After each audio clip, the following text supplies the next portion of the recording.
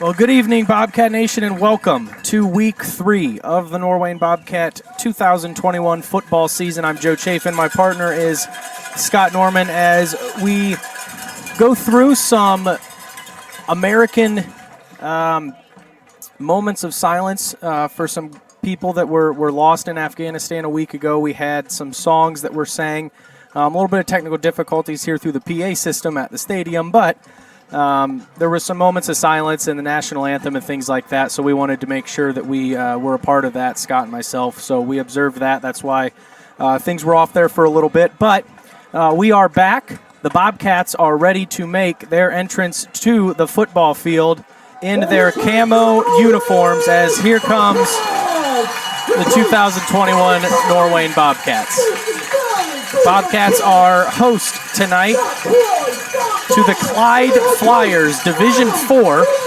Clyde is 1-1 coming into tonight's game with a win over Ashland last week, 34-0. The Bobcats obviously coming off of their big win at Canton Central Catholic.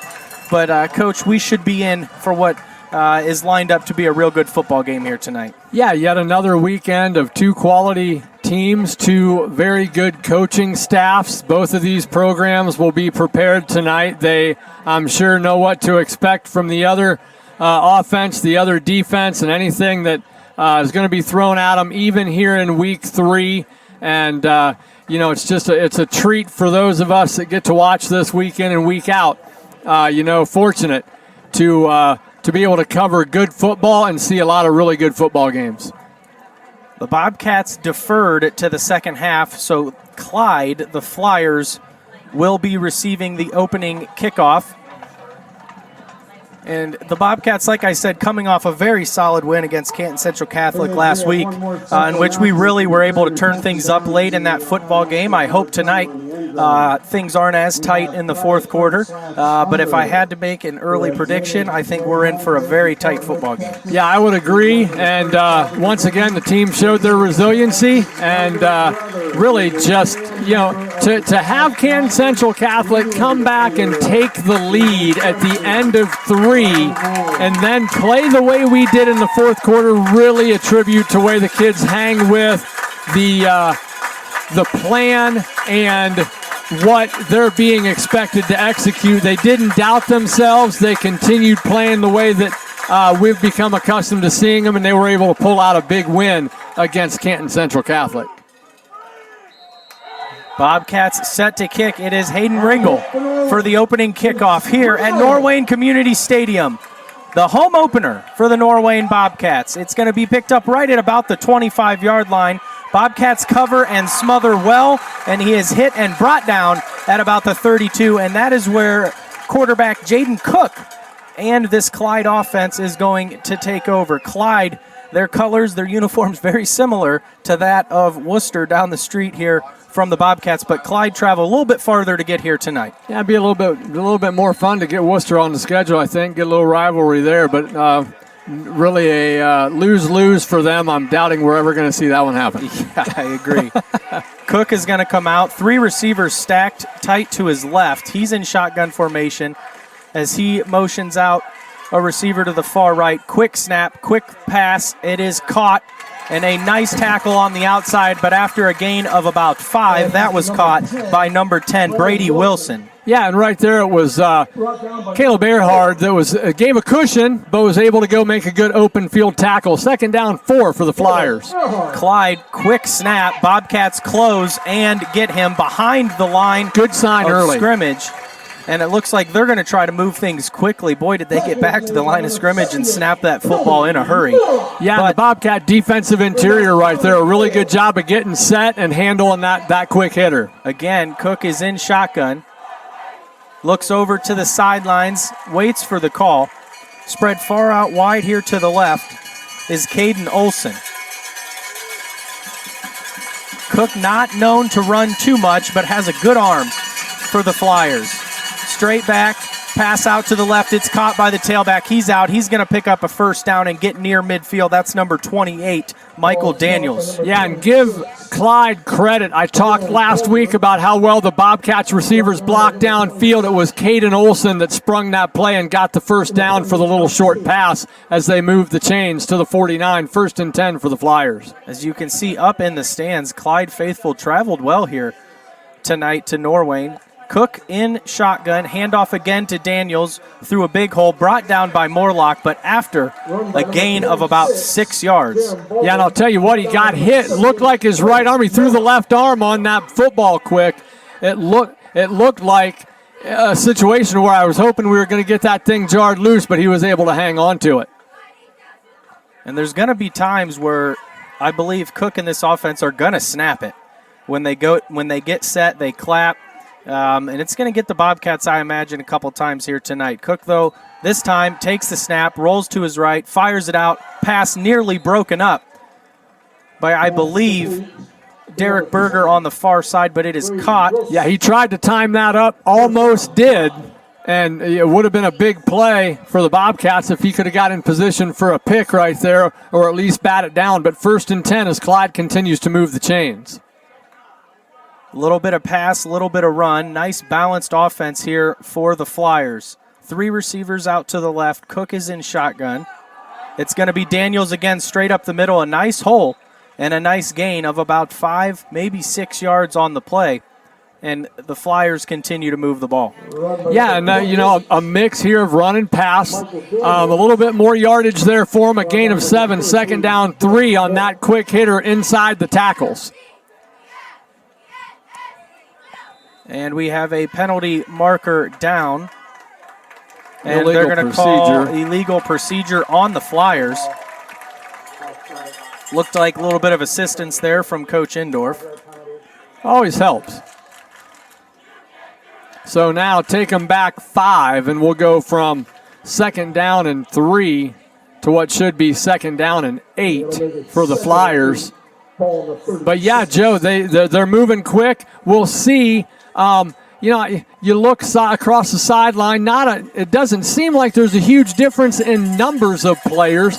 Didn't know. We'll have to keep an eye maybe on how many guys go 2 ways for Clyde. Maybe they're trying to speed things up to hopefully wear down the Bobcats in the second half. 2nd down and 8. Cook in shotgun looking, fires it deep down the left side. He's got an open receiver.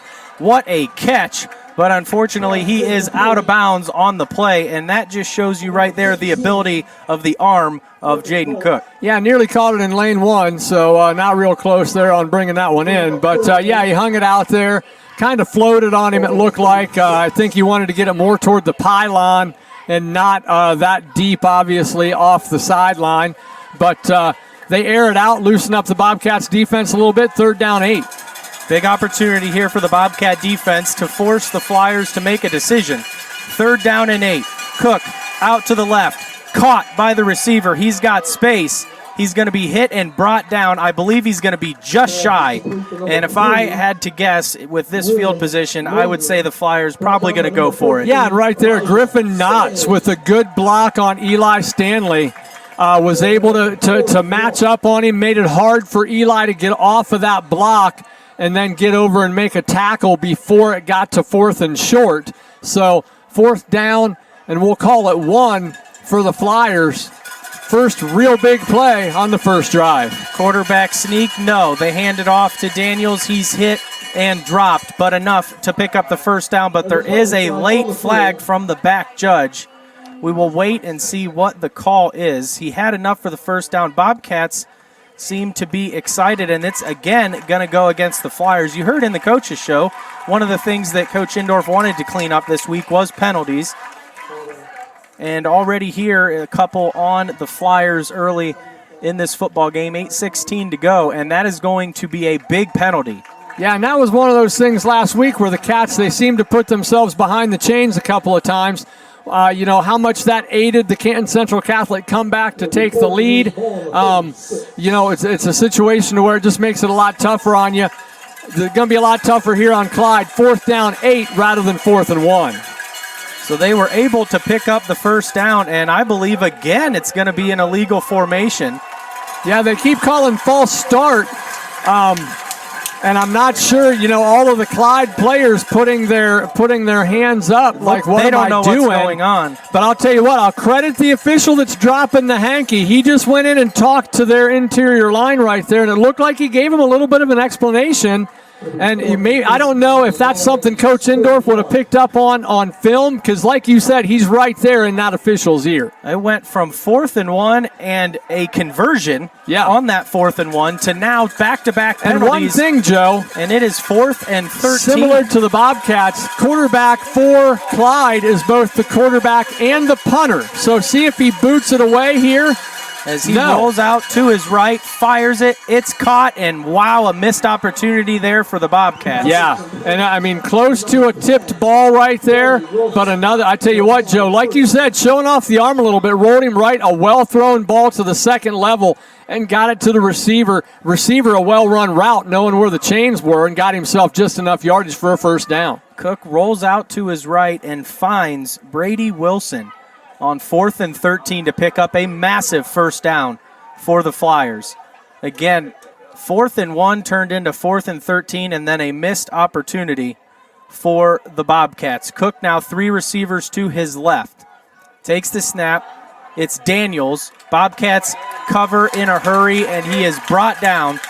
Leading the way on the tackle for the Bobcats, I believe, was Bryce Haven. Yeah, and that's what we expect, out of that interior line, and then those linebackers flowing to the football.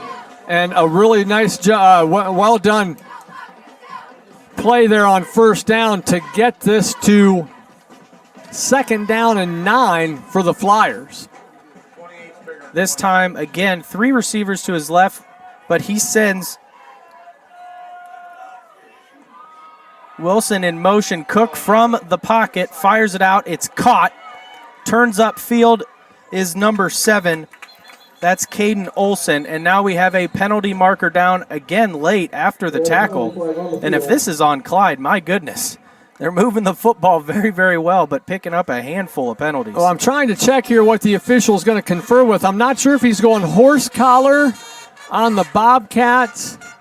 He's looking deep, and it looks like that's where he's reaching. I think the football. This one's going to be against the Bobcats. Face mask was the call. He had his hand behind his head, behind his neck there, like he was going horse collar. And he's still even talking to our DBs, to Eli Stanley about it. But not giving an indication that would lead me to believe that was a face mask. But nonetheless, that was a call. 1st and 10, football at the 14.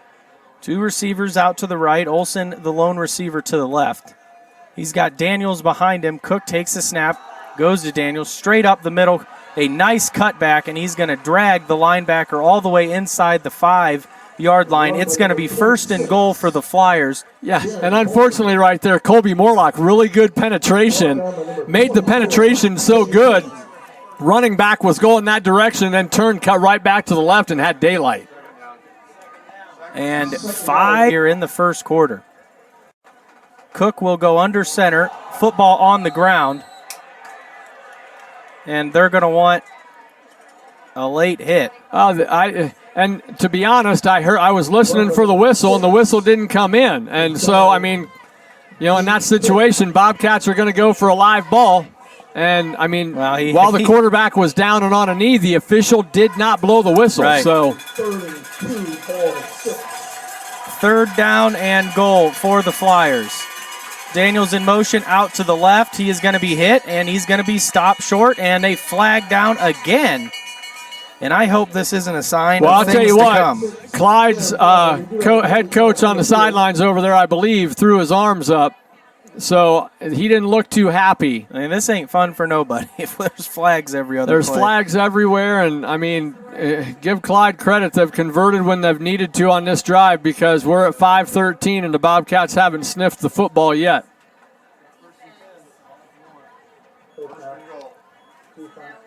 And that's going to be on the Bobcats. So rather than have 4th and goal, it's 1st and goal. And 1st and goal from about 2.5 feet. It'll be first and goal, ball on the 1. So now we've got full line. And they are into the end zone, and I believe that was number 26 on the carry, Jaron Bulger.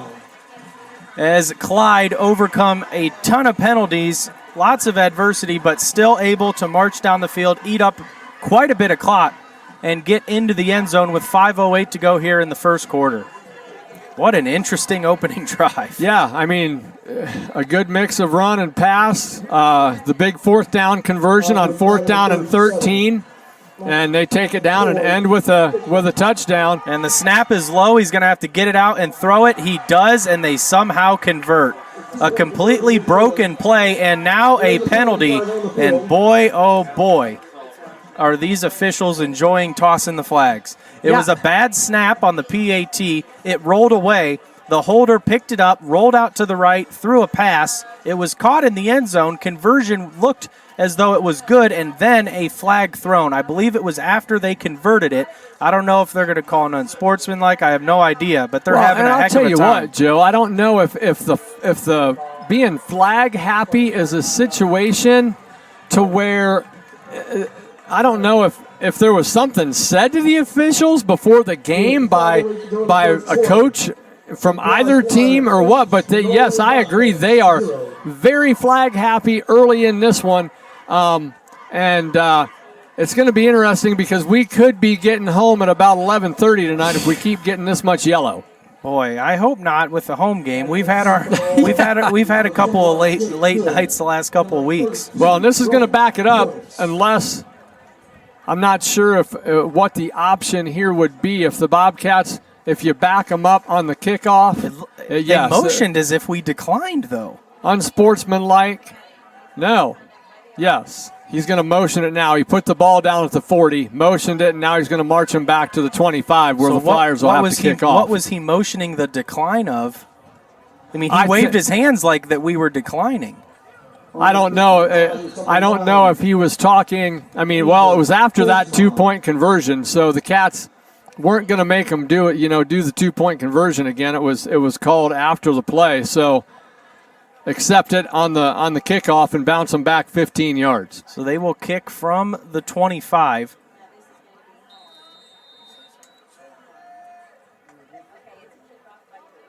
Kick is going to be high, deep, caught at the 30. That is Jake Gill. Makes one miss, puts his head down, gets out across the 40 before he is hit and knocked down. And here comes Eli Stanley and the Bobcat offense for the first time this season at home in front of the Norwayne faithful, which you can tell already tonight compared to last season. A heck of a lot louder, a heck of a lot more energy over here on the home side with being at full capacity here in week 3 at Norwayne Community Stadium. 5 minutes on the clock. Stanley and the Bobcats, their first series here on their home turf. Stanley's in shotgun, takes the snap. It's Morlock looking to carry up the middle, and wow, did Clyde get through the line in a hurry and close that hole. Yeah, swarmed that one in a hurry, did the interior line for Clyde. Going to be a 2-yard loss, 2nd down, 12. And Dylan had a rough go at Hubbard. Broke loose last week as the Cats put 3 guys over 100. And hopefully that's not an indication of things to come for the run game. Here's Stanley, passes out. It's caught by Brady Lendon. Puts his head down. Bobcats going to gain about 7 yards, but on the loss on the first down should bring up 3rd down and about 5 for the Bobcats. A nice touch on the throw there from Stanley. Nice catch from Lendon as he continues to come into his own. Yeah, Brady able to catch and make up some yards, after the catch. And right there, caught it, turned immediately to the sideline, tried to get some things done, and then when he went to cut back, said, okay, I'm just going to go down. There's 3 yellow helmets coming at me. Stanley is in shotgun, 3 receivers to his left. He's going to take this one himself. Nice block, almost fumbled. Was able to hold on, hit pretty hard from behind. Going to bring up 4th down and about 3. Now the Bobcats have a decision to make. And this is a tough one. Early in this football game, right at midfield at the 50-yard line, 4th down. Well, and especially when you were stuffed on your first run with Dylan on a lot. We get into WCAL play. You go 4th down and 2, you're probably going to turn and give it to the big sophomore and figure he's going to get it. we'll see if that's the decision here. Here's Stanley, fakes it, rolls out. He's under heavy pressure. Bobcats could be in trouble. He gets rid of it, and he took a hit. Yes, he did. And the Bobcats unable to convert on fourth down. It seemed like Clyde was all over that. As soon as Stanley tucked it away from Morlock, he had 2 or 3 guys right in his face, rolling to the weak side. He tried to turn his hips and at least get a pass off, but he was drilled.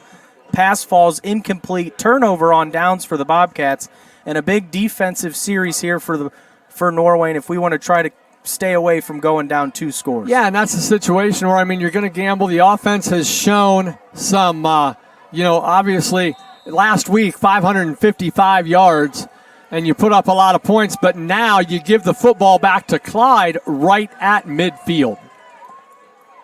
Jaden Cook is in shotgun, 3 receivers out to his left. Olsen, the lone receiver. Cook takes a snap. It is out. It is caught by number 3, William. The hope is that the young man that's gimping off right now, I didn't see if it was ankle or knee, but he buckled when he caught that, and it was like he wanted to make a cut. And that is senior William Lozier. Unfortunately, that did not look like he went down with cramps. That looked like no, not something that is not good. Yeah, that was a situation to where he looked like he wanted to catch, plant, and maybe make a cut or turn up field. And when he did, the knee or the ankle said, I'm not going to agree with you on that right now. And it didn't look like it felt very good. So he was able to get to the sideline, which is going to help the play continue. Hopefully he's all right. We'll keep an eye and see if he returns.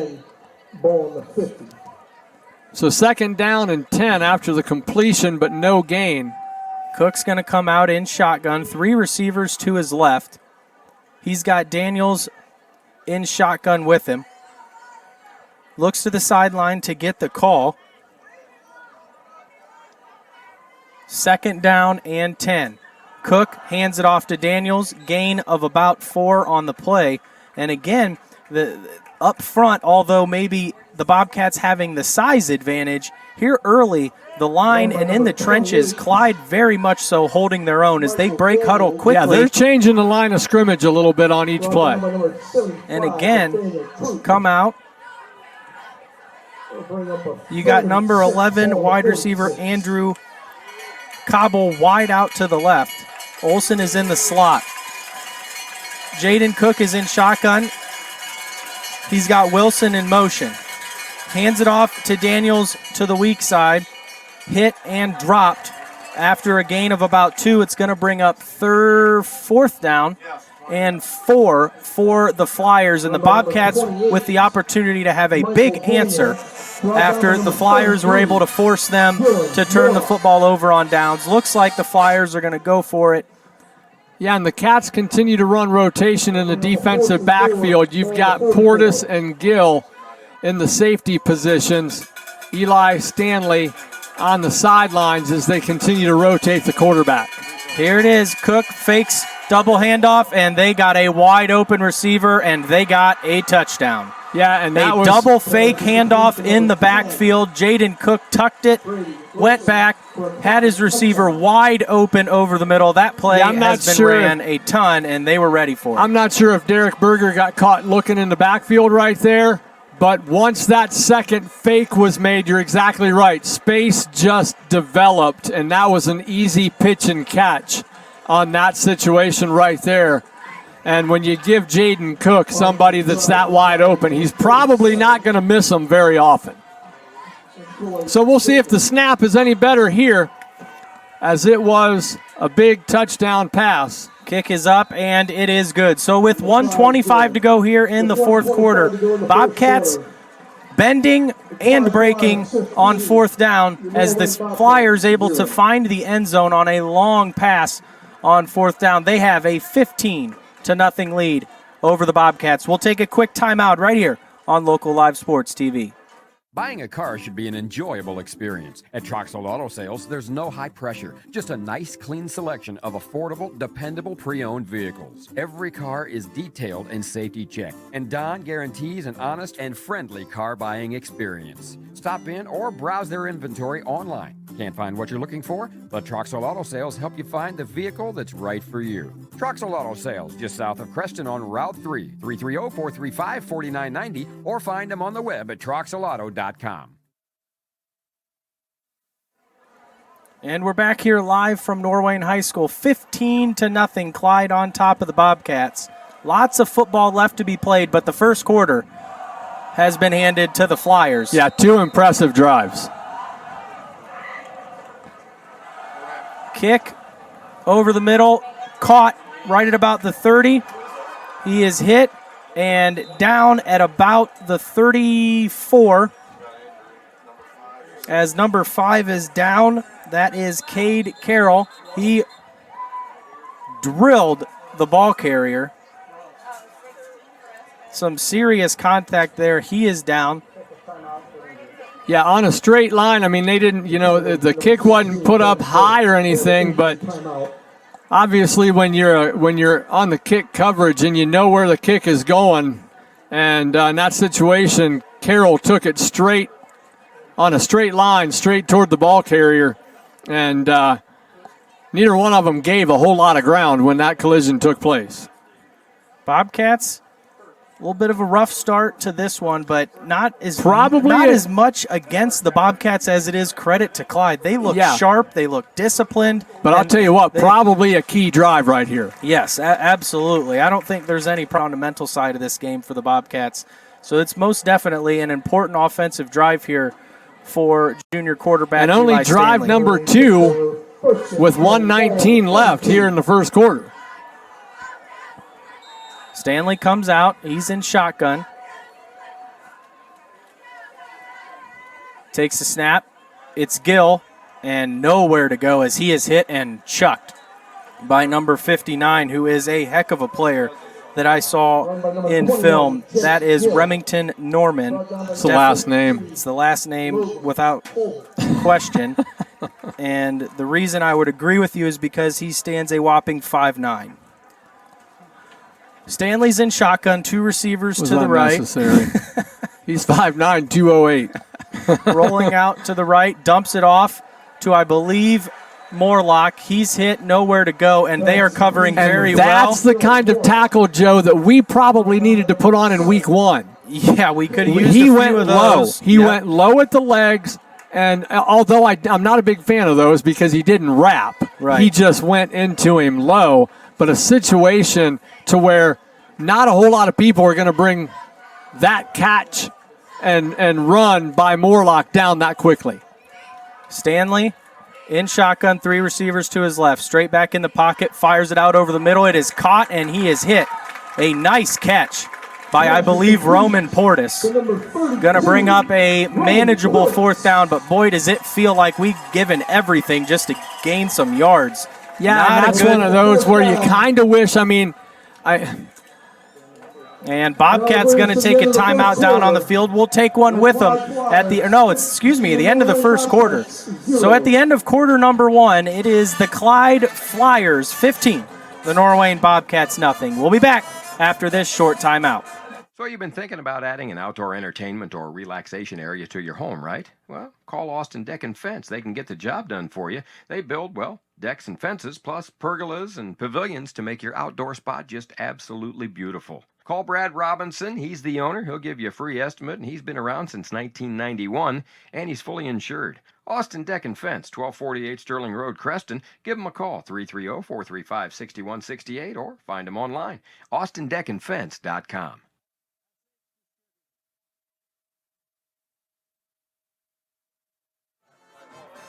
SH Distributing is a local family-owned company. They are a manufacturer and wholesale distributor of boat trailers and aluminum utility trailers. They're looking for full and part-time employees to help assemble trailers. SH Distributing offers competitive wages and do not work nights or weekends. Visit shdist.com to apply. a local company supporting local businesses and their local teams. SH Distributing says, go Bobcats. Well, you're back here at Norwayne High School watching Norwayne Bobcat football on Local Live Sports TV, brought to you by Deso Custom Cabinetry.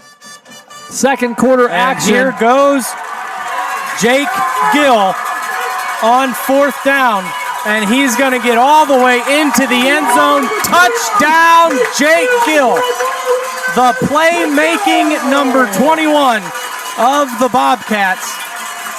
And able what a to play. Get through the line, get all the way over towards the sideline. He had one guy to beat at about the 10. He cut in, he did, and he got into the end zone, and that is exactly what the doctor ordered. What the doctor ordered. And Jake Gill showed his playmaking ability last week with a couple of big runs against Canton Central Catholic, and boy, oh boy, did we need that one. Yeah, the first Creston Auto Recycling touchdown of the night goes on a 60-yard Jake Gill run. And penalty marker down. Illegal substitution, I'm going to guess. Substitution infraction, I believe he said, which we ran somebody in late. So I'm assuming, are they going to bump it back 5? Official looks like he's done talking to Coach Indorf right there. He kind of waved him off, as it doesn't look like the Bobcat head coach is real happy. But so bump it back Hayden 5 yards. is going to be bumped back 5 yards. Makes this one a pretty much a 24-yard attempt. He's got plenty of leg on a typical PAT for this to be a non-issue. Kick is up, and the kick is good. So with 11:48 to go in quarter number 2, it's the Clyde Fliers 15, the Norwayne Bobcats 7. And I tell you what, it's exactly what Norwayne needed, as things were looking pretty rough. As Clyde was able to come out in the first quarter, they looked very disciplined. They looked very crisp in their decision-making, in their offense. Well, and Coach Indorf mentioned it. They're well coached. They're well coached. I mean, it's a situation to where, yeah, you're exactly right. But they once we got through the original flag happiness, they seem to be settled down. So Ringgold will kick from his own 40. Bobcat student section out in full force as they are shaking the press box. Ringgold with the kick. A low bouncer. It's going to bounce right off of Clyde into the hands, though, of Jay Plummer, as he will fall on it. And Jaden Cook in this offense comes back out. Bobcats could use a little bit of a defensive moment to kind of get the Bobcats excited on the defensive side of the ball. A sack for a loss, bring the ball carrier down, something. And that kick right there just reminded me of last week. Coach Indorf commented to Hayden earlier this week about he went back and watched the onside kick from a week ago where Ringgold placed it perfect. Another, Hayden's done a great job with the kickoffs on placement. Cook is going to come out. He's in shotgun. Puts Daniels in motion to his right. 2 receivers out to his left. Cook has a receiver in motion. It's going to go to him. That's Wilson. Out to the outside. Gets away from the first tackler. And now he's hit and brought down. Stood up and stopped. Nice tackle there initially from Roman Portis. Yeah, good pursuit by the Norwayne defense. There were about 4 or 5 camo jerseys out there when the running back or receiver, I should say, got to it. Gain of about half a yard. Second down and about 9.5. Cook's going to come out again in shotgun with Daniels. This time stacked close as Wilson again in motion. Fakes the handoff. Cook rolls to his left. Jay Hansey hits him over the middle, and it's picked off and dropped. Almost an interception from Eli Stanley. And I was just getting ready to say, Stanley, as a sophomore, was an all-state sophomore at the safety position, but this season, moving to quarterback, is kind of more situational at times on the defensive side of the ball because he's got to stay fresh to run the offense. Yeah, and I'll tell you what, almost a heck of a play from Eli. The receiver was open early, and then it was just overthrown, and the pressure probably played a little bit in that. Big third down right here. Cook rolling to his left. He's got Morlock chasing him, and he's going to get through both of them. And he's going to slide down at the 40, which is going to bring up a manageable 4th down and about 4. Both Morlocks, I believe, closing in on him, and he split between both of them. Thankfully for him, because that'd be the last sandwich I'd want to take from the Bobcat defenders. Well, and this is going to be interesting. We'll see what kind of respect the Flyers have here for the Bobcats offense after the big play. If you don't get this, you're giving it back to the Cats on your side of the 50. 4th down and 4. Cook, shotgun, 2 receivers to his right. Wilson in motion. Looks to the left for the call. Now he's going to back up. Looks like he might punt. And he will, and it's blocked. Football on the ground. It's going to roll out of bounds right at about the Clyde 48. And that is exactly what the defense needed. Yeah, and they never looked comfortable there. During that, how many times did they look at the sideline? I mean, 2, 3. Right. And just never seemed comfortable where, I understand what you're trying to do in that situation, but, I think probably the Clyde quarterback would have liked if it would have been made a little bit sooner in the play clock, because now the Bobcats with possession, football on the Clyde side of midfield at the 48. Stanley comes out in shotgun. Morlock in front, Jake Gill behind him. It's Gill on the carry, and he's got some space out to the left again. Nearly escapes the first ball carrier, but is going to be able to pick up 4 yards. And you can see this young offense continuing to come into their own. Jake Gill, a very important part of the offense a season ago as a sophomore, but he had 3 senior tailbacks that were very, very good that he was sharing carries with just last year. 2nd down and 6, football on the Clyde 44. Stanley takes the snap. Again, it's Gill. Bounces away from 1, bounces away from a 2nd, hit and brought down after a gain of about 3. Quite a bit of running and able to really be shifty in his run towards the sideline. Well, Picks up a couple. It's going to be 3rd down and 2. That was one of those that was close because you're fighting for extra yards and you're wanting to get the 1st down, I understand, but as you're fighting for extra yards, oftentimes that's where the ball starts to get loose. Glad to see he was able to hang on to it. 3rd and 2. Stanley takes the snap, fakes it to Morlock, takes it himself, and he's out across. And that's going to be the first down for the Bobcats of the football game. 9:02 to go. They are in Clyde territory, football right on the 37-yard line. 1st down and 10. And after being down 15-0 and things looking rough, the Bobcats with a ton of life here in the 2nd quarter. Stanley takes a snap. It's Gill again.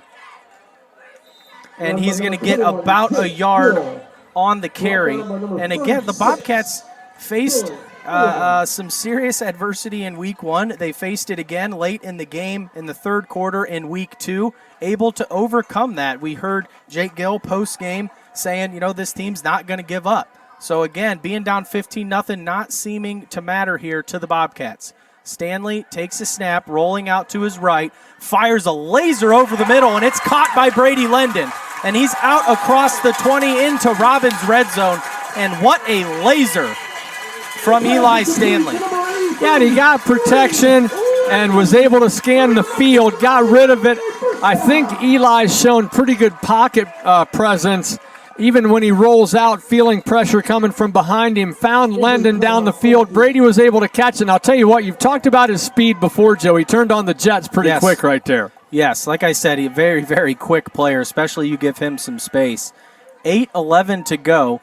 Believe there was an injury for the Flyers. And with that injury, we'll go ahead, take a quick break, and be right back. At Rohr Corporation, we design, manufacture, and provide packaging solutions to some of the world's leading brands, and we do it with highly skilled, forward-thinking people who are equipped with the latest technologies. We're always looking for driven, experienced, and inspiring teammates to join our staff. Manufacturing positions are available on all shifts, with wages starting at $15 per hour and one of the best benefit packages in our industry. For more information, check us out at www.rohr.com/careers. Give Holly a call at 234-217-2371 or apply in person at 717 Seville Road in Wadsworth. Back here The Norwayne High School cheerleaders would like to thank at Norwayne High School. and the Yellow Shovel Floor for sponsoring this week's In a good one, as Clyde leads 15-7 midway through this second quarter, and the Cats trying to answer and then make the decision on whether or not to kick it or go for two for the tie. Stanley in shotgun. Going to be Morlock on the carry up the middle. Not a lot of space. Brought down quickly. run by number 21, No, that was Jake Gill, excuse me. Second down and 12. Football on Homer. the Clyde 14-yard line. Bobcats able to pick up a nice throw deep down the field from Eli to Brady Lendon. We scored on a big run, but the Bobcats looking to just move the football.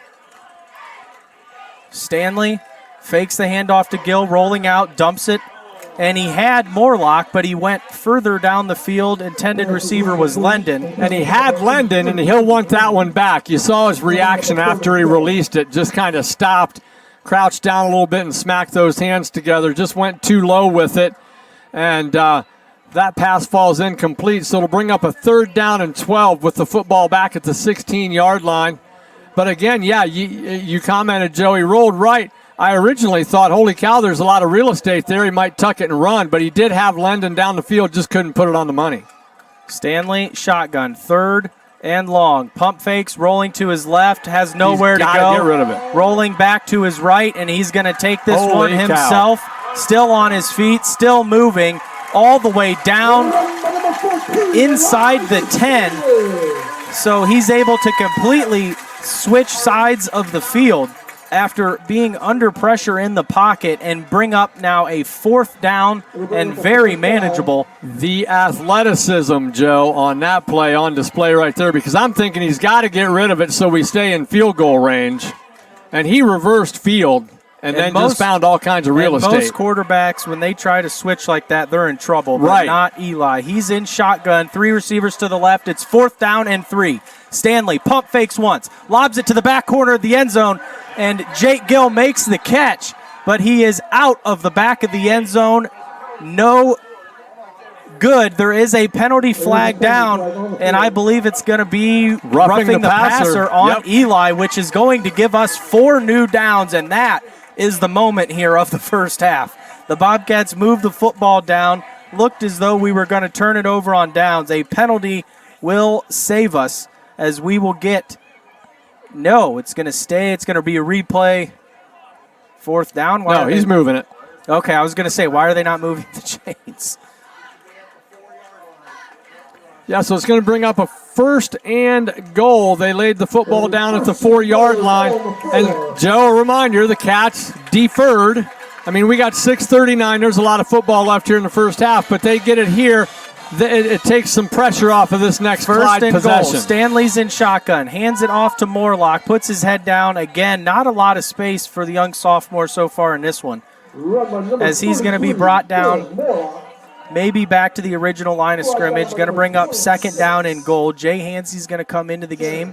But that run right there is kind of and Stanley is going to come out of the game as the Bobcats may be looking to do a little bit of a wildcat type situation, a direct snap to Gill situation. That run on the last play is kind of like the change up to the fastball where you've got Gill, and now you're just going heavy. You're gonna look at the left side right here, and it's gonna be Jake Gill with about 3 blockers in front of him. It's gonna be Bryce Haven and Dylan Morlock. Penalty markers are down. running motion to the left right there. Cats were just going to go heavy and go left. And they call a false start on the Bobcats, and Coach LaChance not a happy camper at all. I think he feels like Clyde bumped his man, and the official says no, he took a step. So now, big call, bumps it back to the 8-yard line. So and you're exactly right, Joe. You were gonna have Jake Gill, and everybody in the stadium knew it was going left. Yeah. And I wouldn't mind running behind Dylan Morlock and Bryce Haven either. Right. You also had Hansey out there in the tight end position. Bobcats, though, have Stanley back out on the field. Takes the snap, looking left, pump fakes, and he is hit and dropped. And again, that's number 59, who I said was an absolute player, Remington Norman. He made a ton of tackles in the film I watched, and a big one there. Yeah, and I commented on Eli's pocket presence. There just wasn't a whole lot of time there for the play to develop. Norman came through in a hurry, and before Eli could even check down to the receiver that had bubbled out to the left flat, he was taking a hit. Probably the best thing that happened on that play was Eli hanging on to the football. What a roller coaster we have been on here in the first half. Bobcats, ton of momentum. Clyde, ton of momentum. Back and forth. There's been penalties, all sorts of things. 3rd down and 17 for the Bobcats, and now it looks like Coach Indorf's going to take a timeout. We're going to take one with him with 4:53 to go here in quarter number 1. It is Clyde 15 and your Bobcats 7. Civil Science of Worcester, providing civil engineering services since 1978. From support for local sports to designing local streets, Civil Science is committed to building better, safer communities. Civil Science, engineering everyday experiences better. Need civil engineering services? Call 330-556-9000. Civil Science, proud to support the Norwayne Bobcats.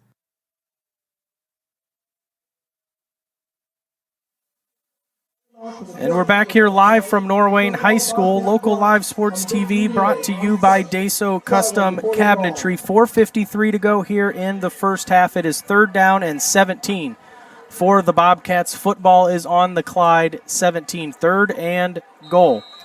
3 receivers out to the right. Stanley's in shotgun with Morlock.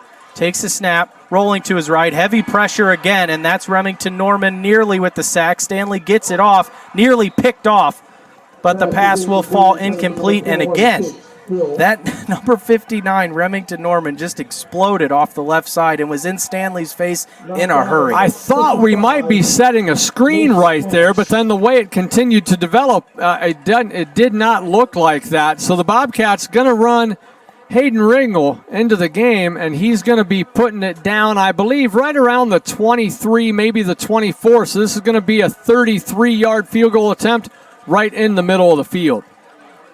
So Ringel in to attempt the field goal here on 4th and long. Going to need a clean snap.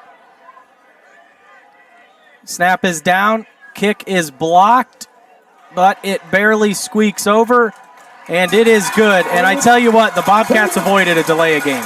Yeah, and the Clyde Fliers are not happy, but you know what? Don't play the play clock, play the whistle. That's all you can. I mean, the coaching staff's going off. The coaching staff can go off all they want. You need to play the whistle. There was never a whistle. And I'm going to tell you what, Joe, you see that on TV all the time on Sundays and on Saturdays. It gets down that low, and when it clicks to 1-0, those officials a lot of times don't notice it until it's been on 0 for 1 or 2 seconds. Right, and I mean, that clearly went to 0 before we snapped it. Clyde, every reason to be upset with that.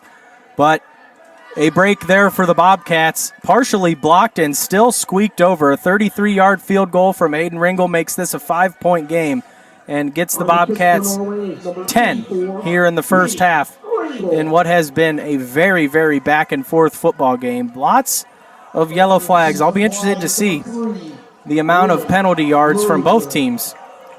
I don't want to know. Here in the first half. Ringel back to kick. 4:47 to go.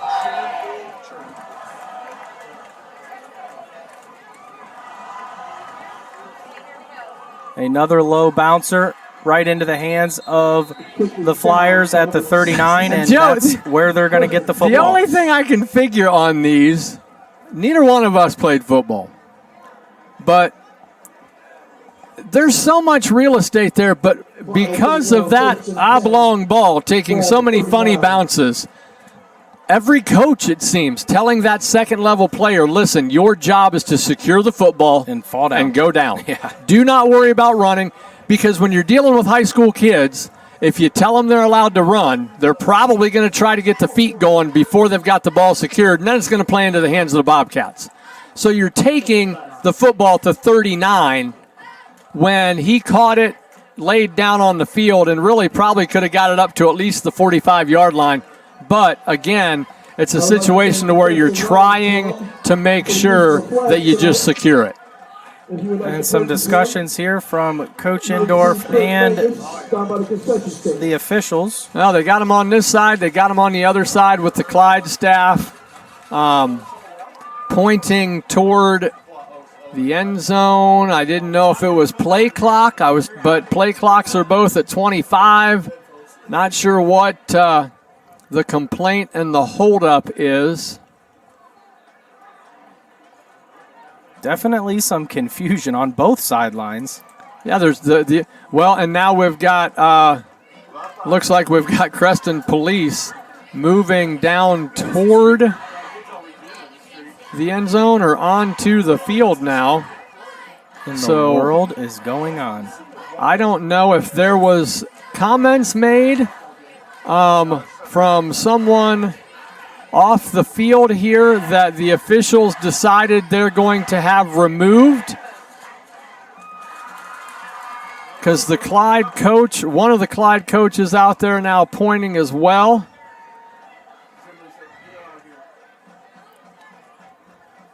And I have covered the Bobcats for 10 seasons, and I haven't seen anything like this take place.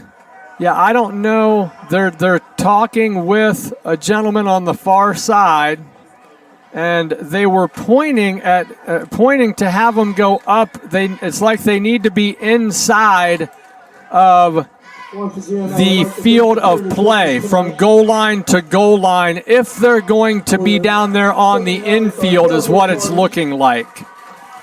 And whether or not they're happy about that, who knows?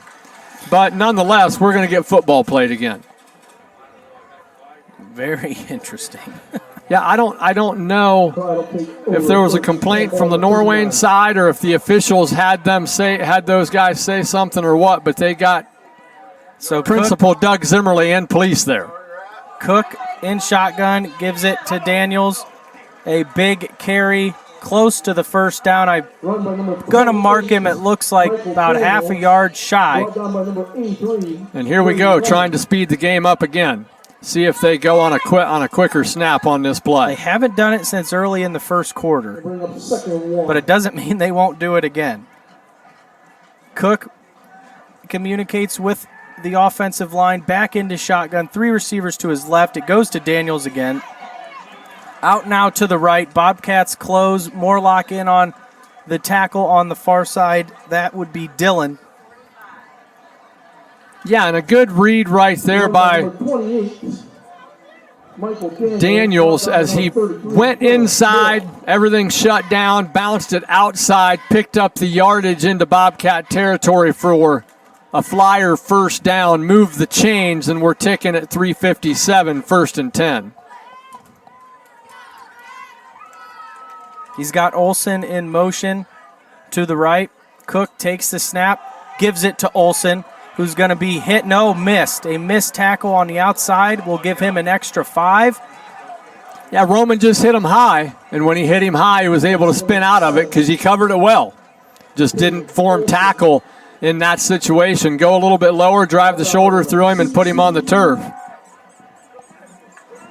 Cook, handoff to Daniels, big hole up the middle, big gain, another Flyer first down as they move the football right in the trenches on the Bobcats down the field. They're now inside the Norwayne 25. First and 10. Football right at the 24. Cook breaks huddle. He's in shotgun with Daniels. 4 receivers spread wide. Similar Olsen, run right there as he just bounced it left again. Olsen in the slot to the left. He can be dangerous.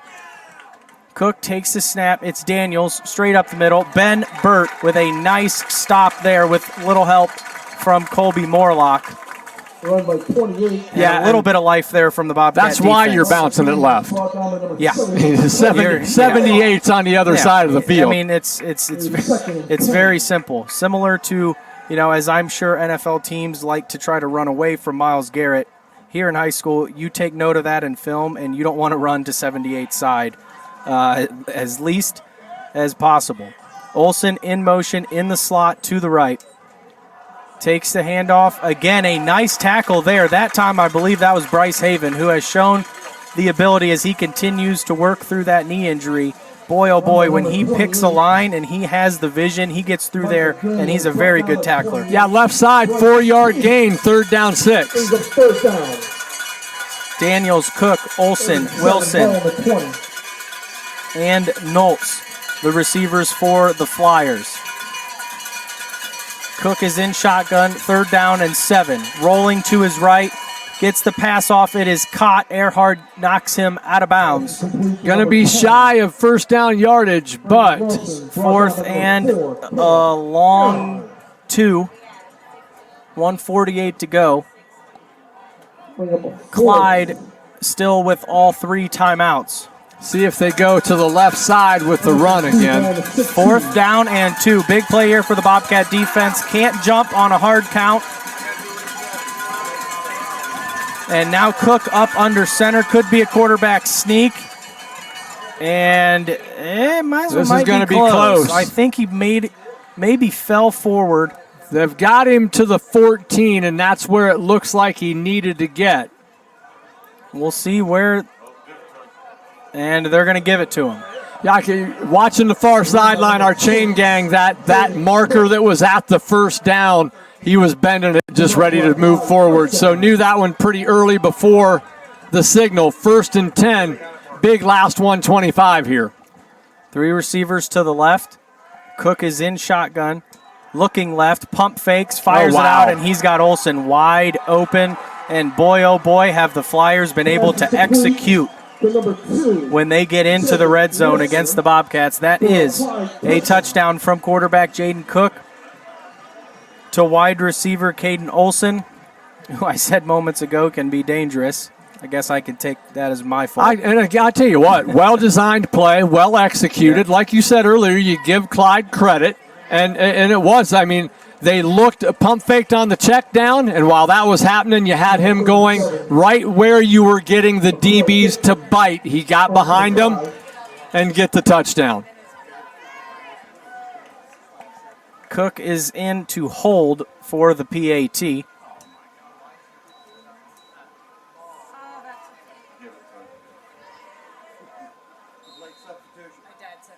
Clean snap. Kick is up. Kick is good. 1:14 to go here in the first half. It is Clyde 22 and the Bobcats 10. We'll be back after this short timeout right here on Local Live Sports TV. Hey Norwayne, what a year it's been. It seems like our world is changing by the minute. And for some, it has us feeling like things are out of control, and that leaves us anxious. At Creston Community Church, we believe that though our world may be changing, God does not. He is our anchor in the storm, and He's our strong foundation. The bottom line is that God's got this. He's in control. So have a great school year, and go Bobcats.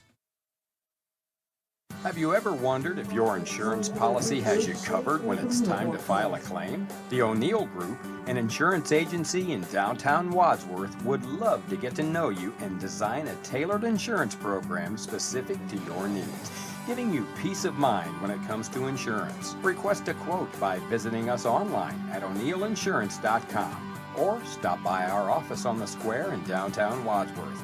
At the O'Neill Group, your protection is our priority. And we are back here from Norwayne High School. Clyde finds the end zone late here in the first half, just over a minute to go.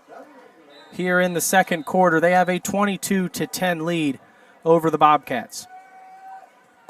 Kick low, and looks like it's going to be picked up right at about the 20, and he's going to be hit and knocked down. And that's kind of why that's one of those where we were lucky he held on to it, got loose with it, trying to pick it up and run it, and that's exactly what we were talking about with what Clyde's done. Catch it and go down. The Bobcats going to start at their own 13-yard line. 19-yard line. First down and 10 for the Bobcats deep in their own territory. See how aggressive offensive coordinator Jude LaChance wants to get here. 3 receivers to the left. Stanley's in shotgun. Takes a snap, looks left, dumps it off, no, and in and out of the hands of Gill. Felt maybe a little bit of the pressure over the middle. Took his eyes off the ball for just enough. I think he wanted to make a move, see if he could turn a big play late in this first half. And you're exactly right. Took the eyes off of it. Just glad that one didn't deflect into the air high enough where it could be picked. Second down and 10, football on the Bobcat 19-yard line, 1:05 to go. It's Clyde 22, Norwayne 10. Can the Bobcats find some magic here before halftime? Stanley, shotgun, 3 receivers to his left, looking to his right, pump fakes once, rolls out, squeaks through, and a loss on the play of about a yard, going to bring up third down and about 11. And does Clyde, and there's a penalty marker on the field very late. Yeah. I was wondering if Clyde was burning a timeout. Looks like their staff's moseying onto the field. They might be, unless they're just going to take their time. Be a personal foul on the Bobcats. I believe number 78, that would be Colby Morlock. Which is definitely going to have them burning a timeout now.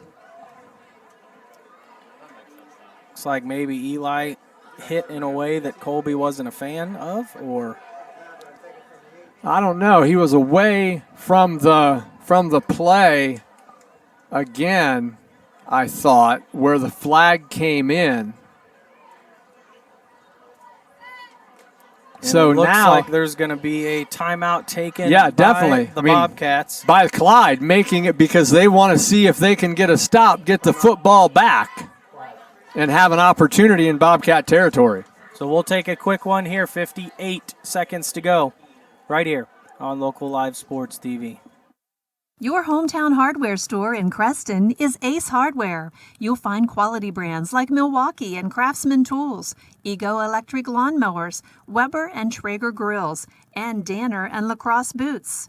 Ace also carries Benjamin Moore Paints, Crossroad Candles, and so much more. Plus, we offer delivery.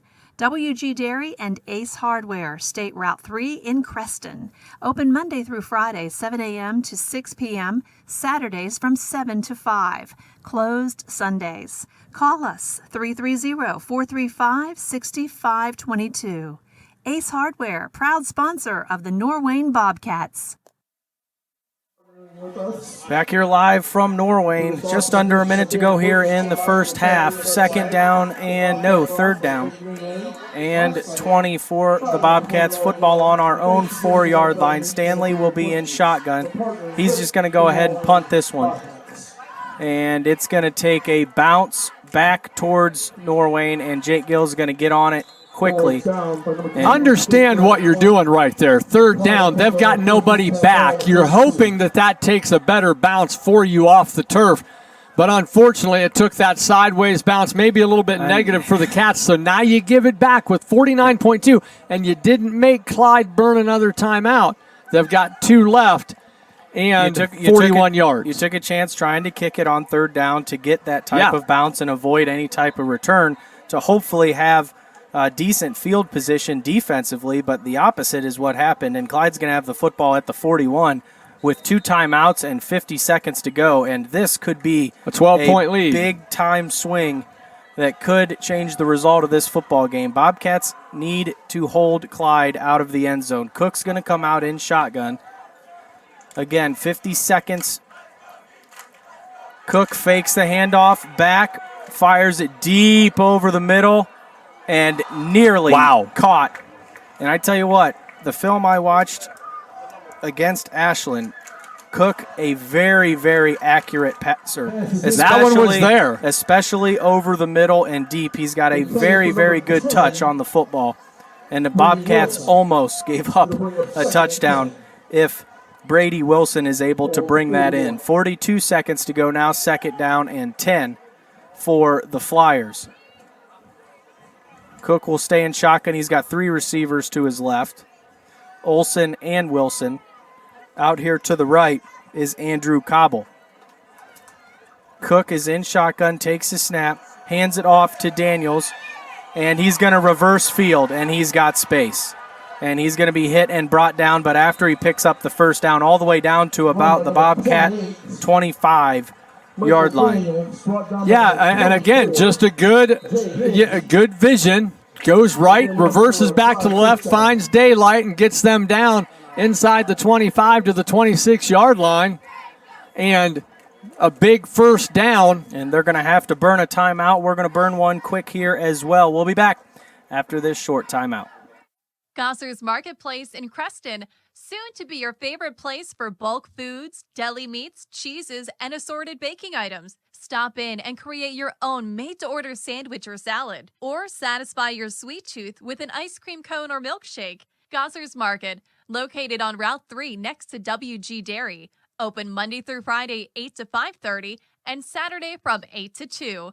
Gosser's Market, proud to be part of the Norwayne community.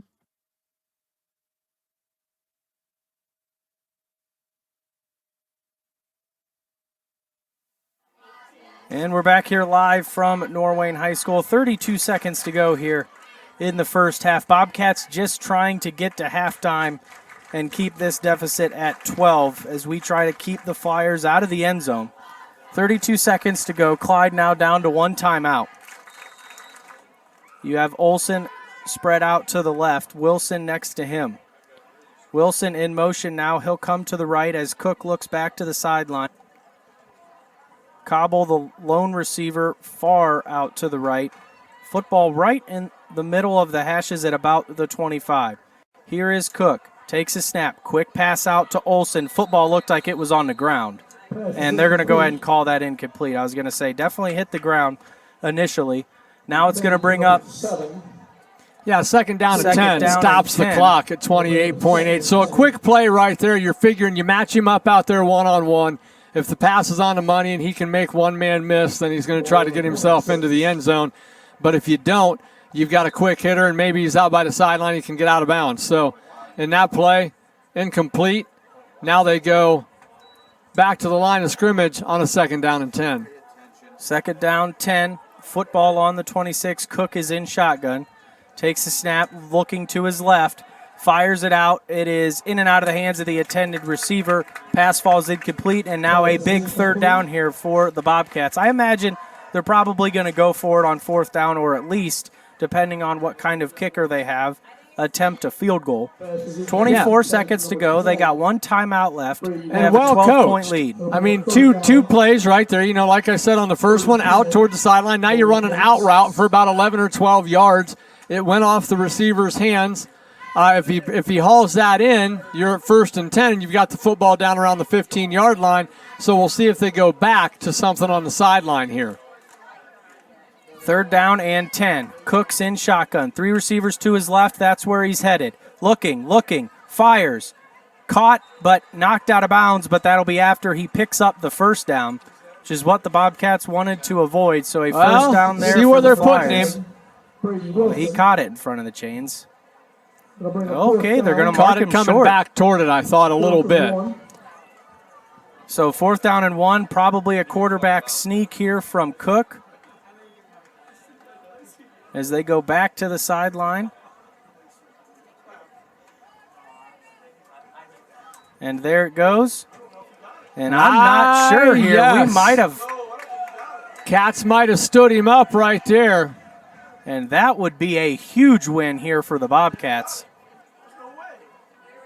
We will wait to see where it is officially marked.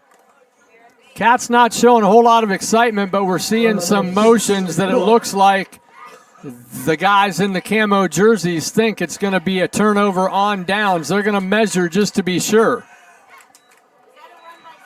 timeout for measurement. And they're going to bring the chains out. There we go. We'll see just how close Joe can get. See if he can give everybody a look. And he's short. By about a foot. Big play. And if the right there for the Bobcats Cats wanted an opportunity to stay in this game, that is the play of the first half. If we give up points there, we might be in trouble, but we get the football to start the second half, and with a turnover on downs, I expect probably Eli to just take a knee and take this into halftime.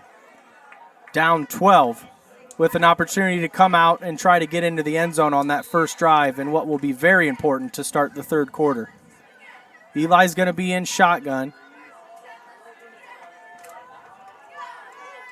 Takes a snap, hands it off to Morlock, straight up the middle. Gain of about 4 on the play, and they're going to, I believe, let this run out, and they will. So a heck of a first half, boy oh boy, a good one here between the Bobcats and the Flyers. Back and forth they go. But at the end of quarter number 2, it is Clyde 22 and the Bobcats 10. We'll be back for the Deso Custom Cabinetry halftime show right here on Local Live Sports TV. You know, the kitchen is the most important room in your house, but with today's modern designs, there's virtually cabinets everywhere. So when it's time to remodel or build a new home, let Deso Custom Cabinetry inspire you with their superior customer service and design. Each cabinet is handcrafted to ensure the highest quality and specifications, and their client coordinators will help you create the kitchen, bathroom, bar, or even the office of your dreams. They can even help with a specific door style or a unique finish. Deso Custom Cabinetry, with showrooms in Creston, Strongsville, and Dublin. Or if you'd like to connect online, shoot an email to info@desocustomcabinetry.com.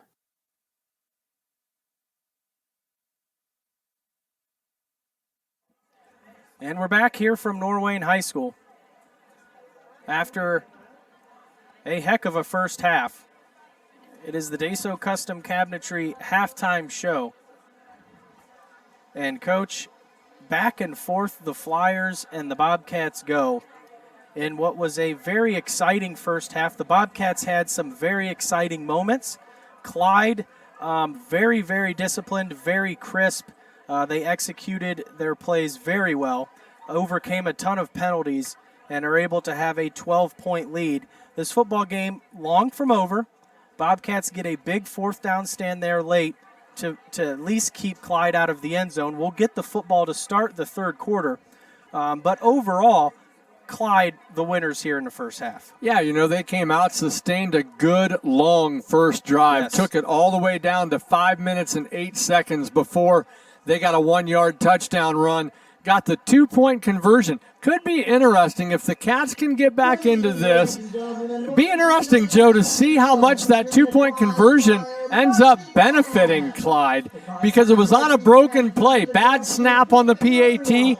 The holder was able to field it, immediately turn right and roll out and find a receiver in the end zone, and it was 8-0. Clyde tacked on another touchdown with 1:25 left in the first quarter on a 43-yard touchdown pass to make it 15-0 before the Bobcats answered, and it was a Jake Gill 60-yard touchdown run at 11:48. First play of the second quarter where they caught Clyde. It seemed like a little bit just, I don't know if I'd say off guard, but Gill was able to hit that line quick, bounce it left, and get to the end zone. Then, after the 15-7 lead for Clyde, the Cats got the 33-yard field goal from Ringel to make it 15-10 at 4:47 left, and then you get the 13-yard pass to Olsen for a PAT, and then you put the PAT up and through the uprights with 1:14 left to make it 22-10. And then, like you said, a huge fourth down stand right there late in the half to keep more points off the board for the Flyers. Yeah, and you know, time of possession here, interesting. Clyde had the football for 14 and a half minutes, the Bobcats about 9.5, but here's what I was curious. Clyde, 5 penalties for 58 yards, so nearly 60 yards in penalties from Clyde there in the first half. The Bobcats, Stanley was 4 of 9 through the air for 38 yards, and rushing the football, obviously, Jake Gill, 6 carries, 66 yards, and his big touchdown. What's the total on the rushing yards for the Cats? Rushing yards, the Bobcats carried the football 14 times for 72 yards. And like you said, 60 of them on one. Yeah, 66, I believe. Yeah, 66 of those are from Jake Gill. 21 carries for 114 yards for the Flyers. Overall offense, they had 38 plays for 241. Bobcats just 110 on 23 plays. The Bobcats, again, able to fight through some adversity there. The Bobcats, no question, still in striking distance of getting back in this football game. If you were able to join us for the pregame show, you heard the coach's show, but if you were not, we're going to go ahead and play that again. It's the coach's show with Coach Adam Indorf earlier today from Norwayne High School. Welcome to the Week 3 Coach's Show. I am Joe Chafin with my partner Scott Norman as we sit down with the head coach of the Bobcats, Coach Adam Indorf. And Coach, it was another game in which there were some moments where we were able to face some adversity, overcome that. Again, showed some resiliency, and ultimately we were able to come out on top this time against what was a tough Canton Central Catholic team. So what were your overall thoughts on what was a real good game on Friday? We continue to display a lot of things that we preached about, and that's continue to battle through adversity, continue to play together, as a band of brotherhood or brothers, and not to let, penalties, stall drives define us through the game, and that really just move on to that next play and continue to give your very best each and every play.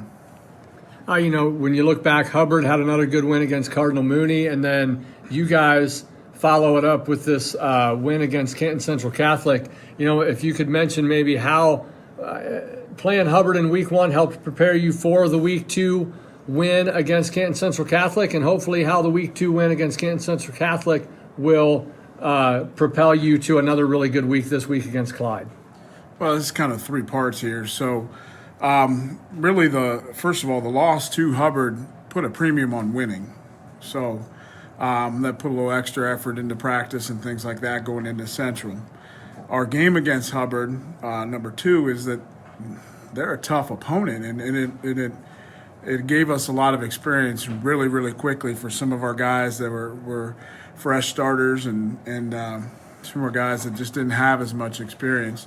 And then number 3, going against Canton Central Catholic, a team that was different than Hubbard in the fact that they were more spread, like to run the ball, but also had a quarterback that was a viable runner back there, but then could pass the ball. So it put stress on communication in the secondary for our defense, but also making sure up front everything was solid, and we were good in every facet up front as far as being in our run fits and reading our keys and doing a great job there.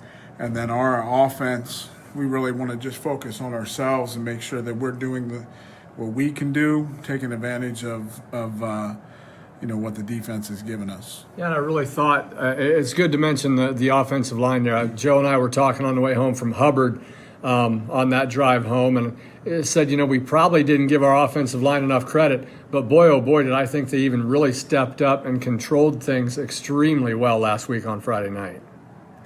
Yeah, absolutely. And, and I think that, right out of the gate against Hubbard, our offensive line had 2 new starters on it, and it only takes one guy getting pushed back a little bit and them changing the line of scrimmage. It changes our reads in the backfield. And, against Canton, we were in control of the line of scrimmage, and that continued to show and play dividends towards the end of the ball game when we were wearing them down. To go off of the offensive line, 3 of those experienced starters or seniors, they were also voted team captains in Trent Barstow, Colby Morlock, Blake Deichler.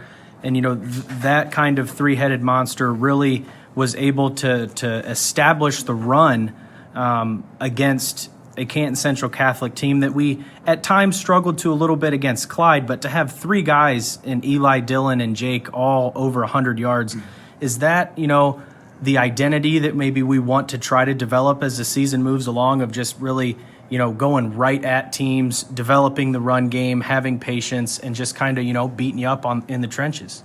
Well, first of all, I don't think that we've really found our true identity just yet. We still have a lot of weapons and a lot of things that we can do. That old adage of just establishing and controlling the line of scrimmage and winning in the trenches is going to hold true almost in every event, Right. in every case. And then it's crazy to think that you could have all three of those gentlemen in the backfield at once with every option available. So you have all 11 defenders staring in the backfield at 14, 33, and 21 at any point in time, but then you can also motion them out and provide a threat on the edge in an empty set while still having number 14 in the backfield that you have to stare at and account for.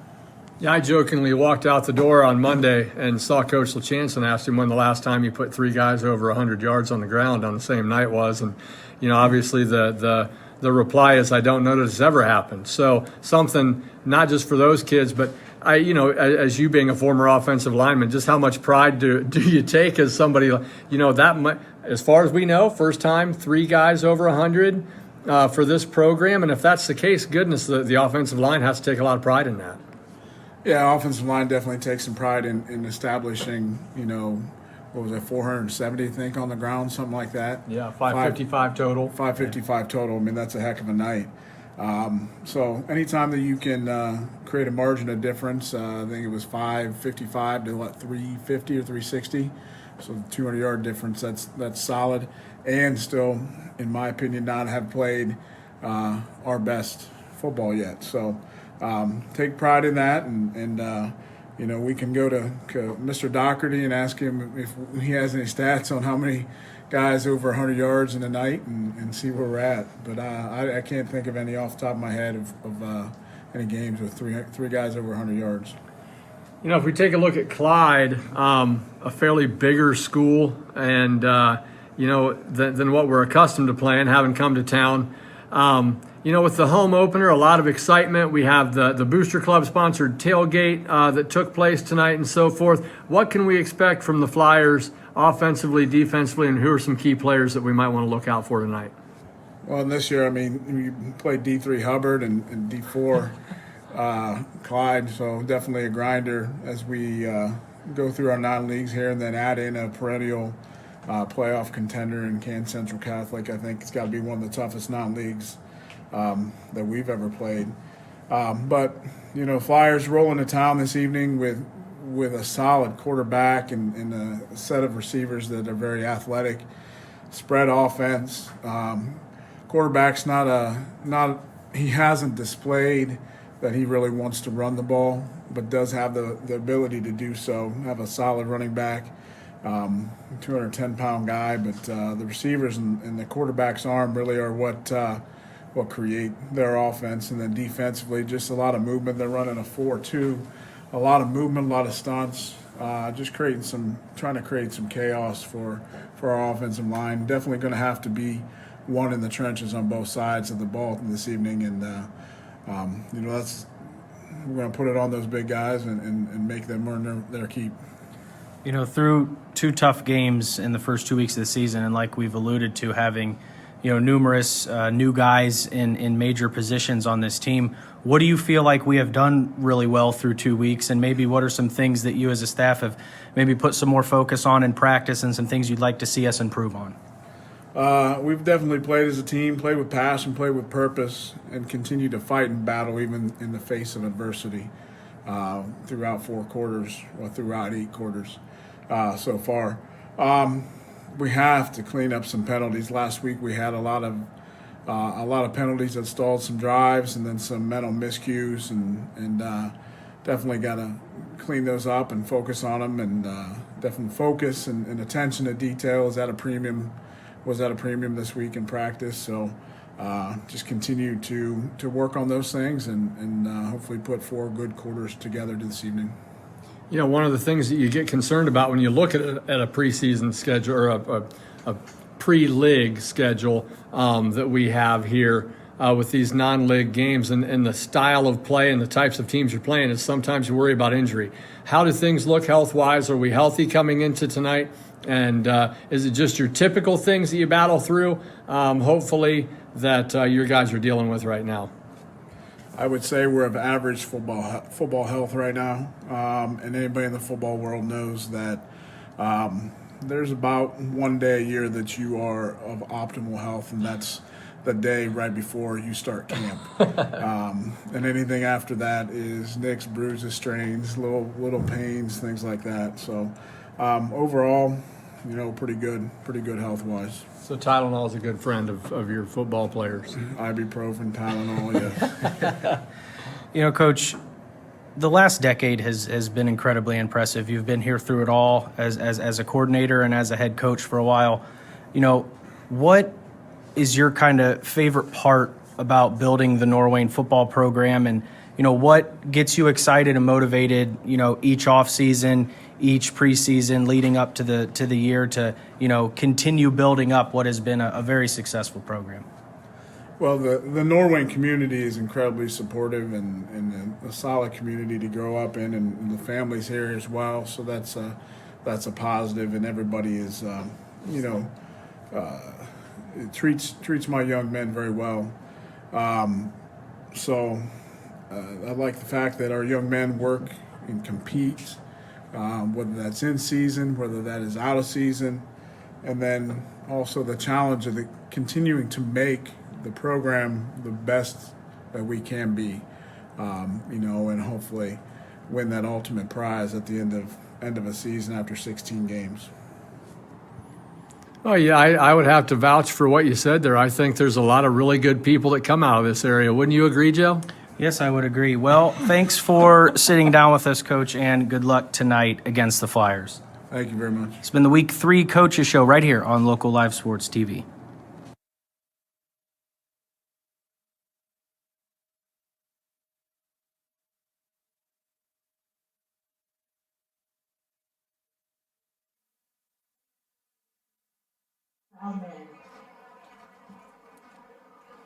That's yours.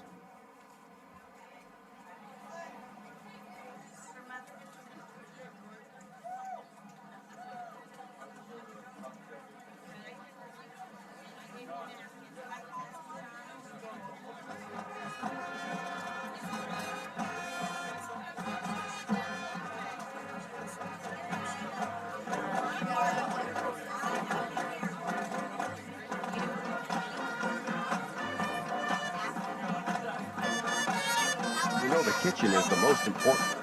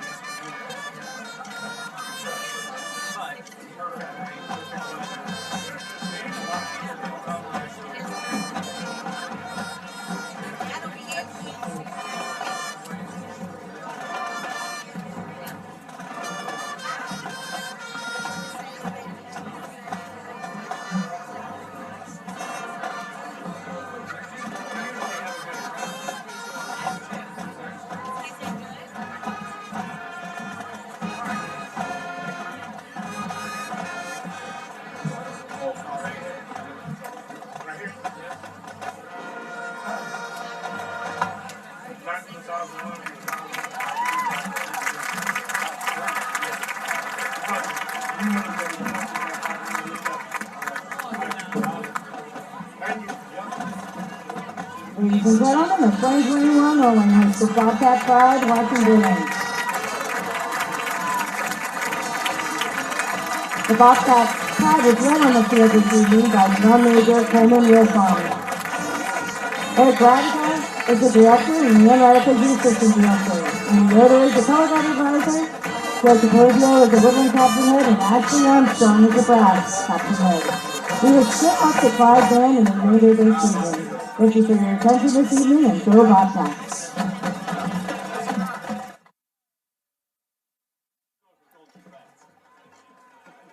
And we're back here at Norwayne High School. Halftime. Clyde 22, Norwayne 10. Score updates to pass along as we take a look around the area. Thank you to Mr. Steiner for forwarding these. Columbia was up big on Northwestern, 28-0. Garraway leading Dalton 7-0. Mapleton over the undefeated Rittman Indians, 14-0. Had to get that in there.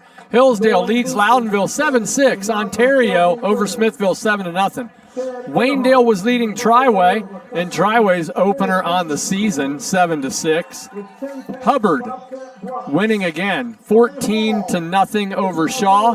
And Sandy Valley up on Chippewa, 21-7 at last update. The Deso Custom Cabinetry halftime show. I am Joe Chafin. My partner is Scott Norman. And we have had a very fun and back and forth first half between the Bobcats and the Flyers. Again, the Flyers, the Sandusky Bay Conference, I believe. Yes. They are in there with a team, the Bobcats. Who was it? Now I'm drawing a blank. Way to go, Joe. Way to be prepared. Edison, yes. I believe, is in their conference. You beat me to it. Who the Bobcats lost to in the famous Snow Bowl a few years back. Game I would prefer to forget.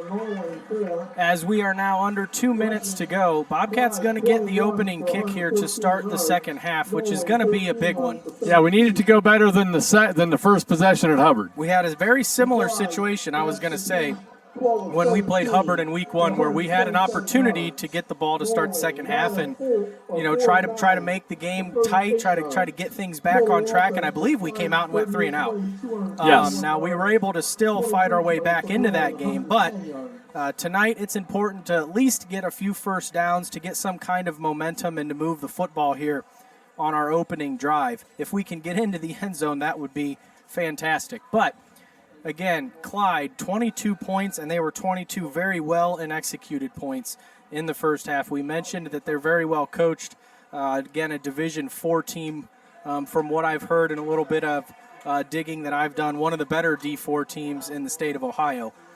So this is, again, the non-conference schedule of the Bobcats much, much different from the rest of the teams, not only in the WCAL, but in the area. Yeah, I mean, we're playing some very, very high caliber, very well-run programs. You look at the running back we faced from Hubbard, you look at in Caffey, you look at Talkington last week, and now this tonight kind of, not that this running back is nearly on the same level. He's 6'1", 215. He's a hard runner, and so now these guys. Cook has a very, very accurate, strong more arm balanced than either one of our first two. It's kind of like we went run dominant, pass dominant, now balance on our opponents. This Clyde team reminds me a little bit of last year's team, where the ball's very, very much spread out. They have a very accurate passer in Cook, similar to Biscay, but it doesn't seem like there's anyone for Clyde that's standing out as, oh my gosh, we got to focus on this guy. Right. Especially offensively. Now, defensively, number 59, Remington Norman, he made his presence known big time there in the first half, getting into the backfield, winning a lot of battles in the trenches defensively for the Flyers. The Bobcats, again, are going to receive to start the second half the Deso Custom Cabinetry halftime show here on Local Live Sports TV, which is also brought to you by Deso Custom Cabinetry. We had the official come up into the press box, which was interesting, not something we see a ton, but the official came up, and normally they ask you as the play clock operator to do a 1 Mississippi and then start after the play is blown dead. But they came up and asked to change that to 3 Mississippis because they feel like it's been a little bit quick. I don't know if that's in response to the field goal that we made where the clock hit 0, and Clyde seemed very upset that we didn't get a delay of game. The field goal that was blocked but ended up still getting over the low bar. And, it's an interesting situation because, like you said, the play clock sometimes might hit 0, but the officials aren't there, which is why you see it on TV. There's times you're screaming at the clock, hike the ball, and then it hits 0, and then we hike it, and there's no flag. So that situation seemed to creep up there in the first half with the field goal that the Bobcats were able to convert. That was Ringel from 33 yards. But the Bobcats back to receive is Jake Gill and Roman Portis. Yeah, and a little pass along this update, Joe. Garraway is up now 14-0 on Dalton. So the Bulldogs facing their first dose of adversity in the first 3 weeks of the season. And everybody pretty much in the area predicting once the Bobcats and the Bulldogs get through tonight, not expecting a whole lot of competition for those two teams until Week 10 when they face off. They are on a collision course, that's for sure. This is picked up by, I believe, Dylan Morlock. He gets out of bounds. Northwestern, I think, could pose a little bit of a challenge for both the Bulldogs and the Bobcats. But like you said, I mean, these are two programs that have really built themselves up. They're scheduled Week 10. Third year in a row, Bobcats will host them here at Norwayne because of the COVID year and the non-league schedule and things being taken away. But you're right, Bobcats and Bulldogs on a collision course towards the end of the season. But the Bobcats here tonight, problem the Flyers. Stanley's in shotgun formation, takes the handoff, it goes to Gill, tries to get through, not a whole lot of space, and he gets maybe back to the original line of scrimmage, maybe even a loss. It is going to be a loss of about a yard on the play. Yeah, not the start you want right there if you're the Bobcats, but use the run, see if we can maybe get some receivers open here on second down and make this something either moving the chains or making a manageable third down. Second down 11, football on the 33. Stanley in shotgun, two receivers to his left. Snap, again, Gill, and again, nothing. Third down now and long. And as you said, not the start the Bobcats wanted. This is very, very similar to that first possession we had against Hubbard in the third quarter a couple weeks ago. Yeah, a little bit shocked we went to the run a second time right there. Thought we might pull that out of his belly and maybe get Eli out in space and let him try to find a receiver. But third down and 11 for the Cats. Berger spread wide out to the left. Stanley straight back in the pocket, looking, fires it over the middle, and it's caught. And I believe that is 14's favorite target. Yep, exactly what I was going to say. Seeming to become the security blanket for Eli Stanley when we need a big play, and Eli's got to throw it. It seems like he's looking for number 83 quite frequently, and he's doing a really good job running a good crisp route, turning in, catching the football, and then putting the head down and moving forward. That's what the Bobcats needed. First down and 10 now, football on our own 48. It's Stanley again, Gill up the middle, and maybe falls forward, and they're going to give him a yard. Should bring up a second down and 9, but we will continue to see. As I mentioned in week 1, Brady Lendon had a couple catches. I said he's going to just get better as he gets more comfortable, and we've seen that the last couple of weeks. And when we get into some of these WCAL teams in the next few weeks, I believe you're going to see some serious pitch and catch from number 14 to 83. Well, and Coach Indorf mentioned in the coaches show about this team still finding their identity and identifying all of these weapons. So, yeah, I agree wholeheartedly. They're going to continue to grow into those roles. Stanley to Gill, this time some space, bounces out to the outside, still on his feet. Head down, out across the 40, into Clyde territory, all the way down to about the 36-yard line. And another first down for the Bobcats, and it's exactly the kind of start we wanted. Couple of runs stuffed early, brought up a 3rd and 11. He picks it up to Lendon right there. Gill finds some space, picks up another first down. The Bobcats are moving. Yeah, and Jake, a good hard run right there, not wanting to go down on contact. So, but now he's going to go down looking cramp, hopefully. I sure hope so. While this is taking place, throw another couple of score updates out there for you, Joe. Ontario 14, Smithville 7, and then Hubbard winning in a close one right now, 41-0 on Shaw.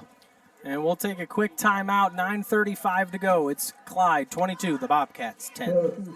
Civil Science, Portage Road in Worcester, offers a broad range of civil engineering services, including pedestrian and bike trails, recreational facilities, stormwater design and compliance, pond design, water and wastewater design, street and highway design, and construction management and inspection. To get your project started, call Civil Science at 330-556-9000.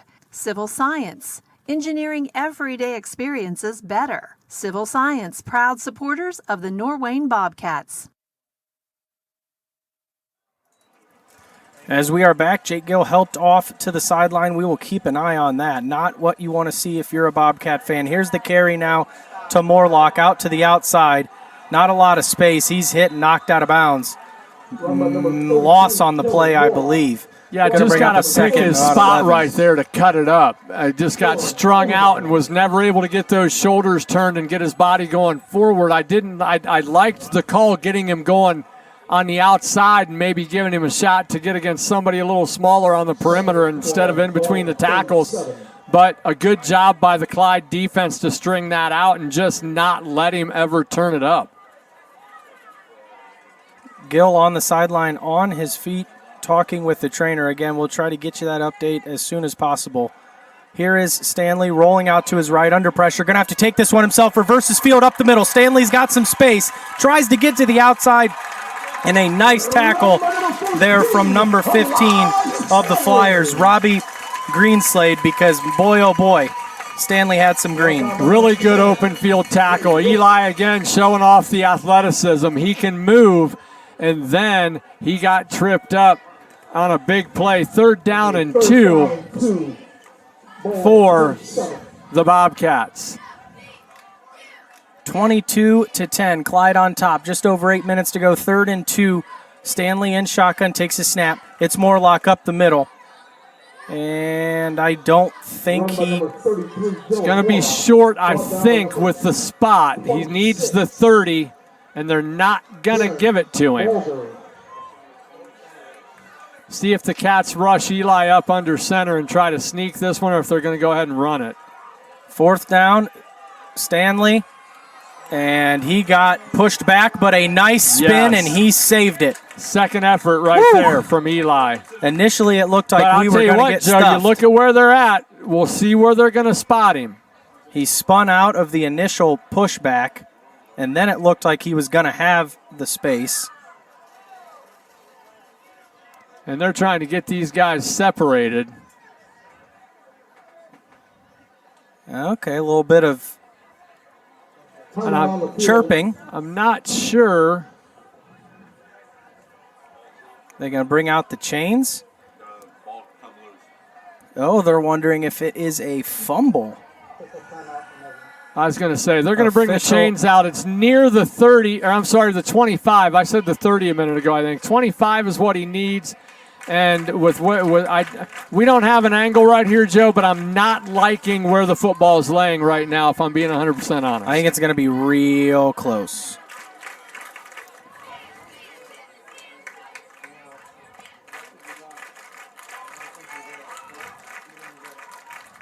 Definitely fighting for the football on the ground as much. Must have been the skirmish there. And we might be a couple inches short here when they stretch this out. Yeah, with the way that looked, half of football, I think. Yep. I mean, like I said, we needed the 25, and the nose of that football to me did not look like it was there. No angle here, and I've got old eyes, so I could have been wrong, but that situation there, I didn't like the way it looked. But probably to appease both coaching staffs, they went ahead and brought the chains out, and that's a big stop on 4th down. As the Bobcats had a good drive going. Jake Gill off to the sideline with an injury, still standing on the sideline. But yeah, the Bobcats had a good drive going there, and all of a sudden the wind just sucked right out of the sail here of the Bobcats. Here is Cook. He's going to be in shotgun. Take this snap. Daniels up the middle. And he'll get a gain of about 3 or 4 on the play. But the Bobcats had a ton of momentum, and all of a sudden the sideline over here and the Bobcat faithful are quiet. Yeah, it went kind of like you said, the wind out of the sails right there on that play. And again, you're looking at not very many teams are going to stuff that. Probably on the schedule the rest of the way out, but unfortunately, we're not playing any of those other teams right now. We're playing the Clyde Fliers, and as soon as Eli went under center, their linebackers stepped right up on the hind ends of those defensive tackles, and they were right there ready to fill, and they stood the line up and made that push. Here is Cook. Here's a handoff. I believe this time it's to number 26, Jaden Bolger. And he'll pick up about 5 on the play. 3rd down here and short. Number 26. As both Morlocks come off the field. Bulger, brought down by number 75, Nathaniel Troop. 3rd down and 2. Under center goes Jaden Cook. Handoff here to number 36, and he shoots through, and he is gone. Into the end zone runs Dylan Overmeyer. Run by number 36. Dylan And Overmeyer for a Clyde touchdown. that is a tough blow to this And that was Bobcat an football team. Interesting route that he took to get there. Obviously, it worked. He was started on the right, motioned from right to left, took the handoff moving left, cut right back across the green to the right, and found nothing but green between him and the goal line when he got out to the right sideline. Bobcats potentially facing the most adversity here through the first few weeks of the season. Penalty marker is down. The kick was good as the Bobcats. Yeah, again, you credit Clyde right now. I mean, both of these teams well coached, and whether or not it's the size difference and the number of guys that you get to choose from over there in blue and yellow as compared to this sideline closest to the camera. But it's a situation to where, for whatever reason, Clyde able to take advantage here over the last few minutes of the first half and into the second half here on the Bobcats. Yeah, it's a real good football team. We knew that coming in here tonight that they were going to pose a challenge to the Bobcats offensively and defensively. We do see Jake Gill heading back out there. That is a good sign to receive this kick after taking a few plays off. But again, it's a Division IV school, a very, very good one at that. It's not only the numbers, they're also very good. And they're one of the better teams. It's been big plays, and that's what it was with Hubbard, in the first game. With a lot of big Caffey runs, and now we've seen, a couple of big plays here tonight from the Flyers, and all of a sudden, a situation where the Bobcats were down 15-10, it's now 29-10. And the Bobcats, we were marching right down the field looking to make it 22-17. And a big stuff, yeah. And a big stuff by Clyde. And to echo what you said, this place went quiet after that 4th down, and then all of a sudden you get that wind taken out of the sails, and all of a sudden then, boom, they hit a big one. And Bobcats probably not looking to return this if they kick it deep. Just let this one go into the end zone.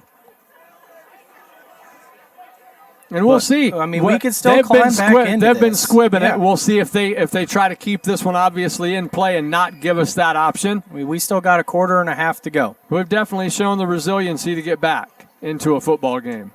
Short one picked up at about the 15, and Morlock goes straight out of bounds.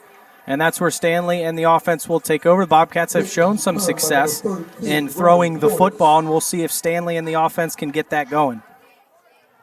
Circle G Plumbing, Heating, and Cooling Incorporated has been proudly serving the Norwayne communities and surrounding areas for 28 years. We're a 24-hour service company in plumbing, heating, and air conditioning.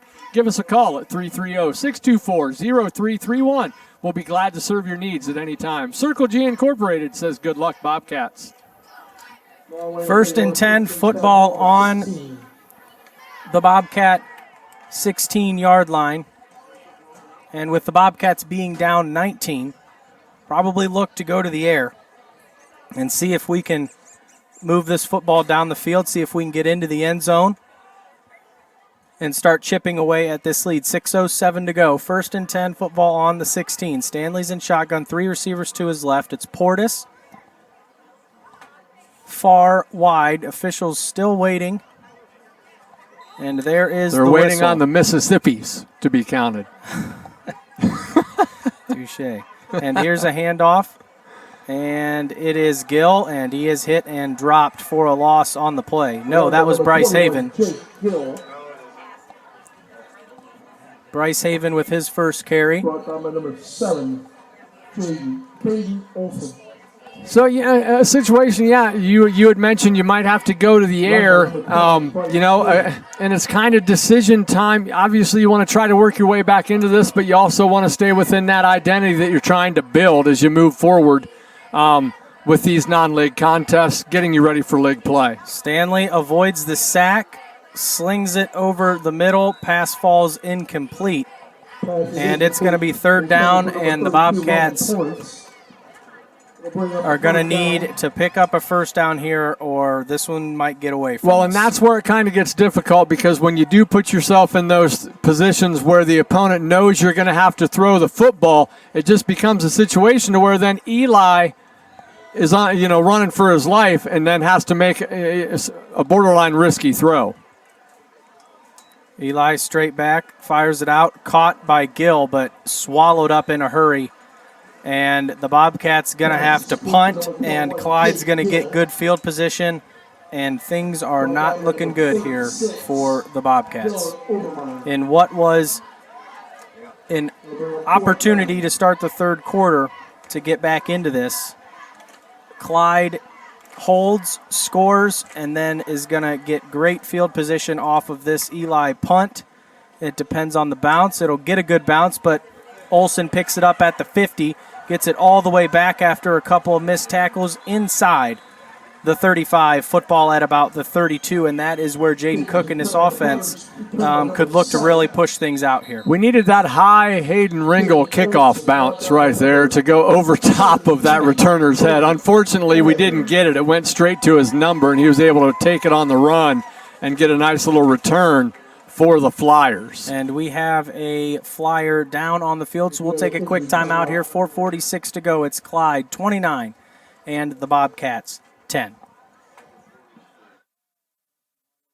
For auto and truck parts, foreign or domestic, head to Creston Auto Recycling. They have used parts you need when you need them and for a lot less money. Plus, they even have a few used cars and trucks for sale. Creston Auto Recycling, 9144 Cleveland Road, Creston, open Monday through Friday, 8 to 5, Saturday, 8 to noon. Call 800-210-3349 or 435-4441 or email them before you make the drive. PartsCrestonAuto8@yahoo.com. Creston Auto Recycling. Back here at Norwayne High School, 1st down and 10 for the Flyers, football on the Norwayne 32. Cook, he's in shotgun, rolling out, and he's going to be hit and barely throw this out of bounds. Now, he's not in the pocket, and I didn't see a receiver over there. Pass is incomplete. But what do I know? Well, and did he get it out of bounds? Barely. Then I think he's okay. I don't believe that matters. I think. Nope, you're right. Intentional grounding. I'm thinking of the weekend. I'm thinking of later this weekend.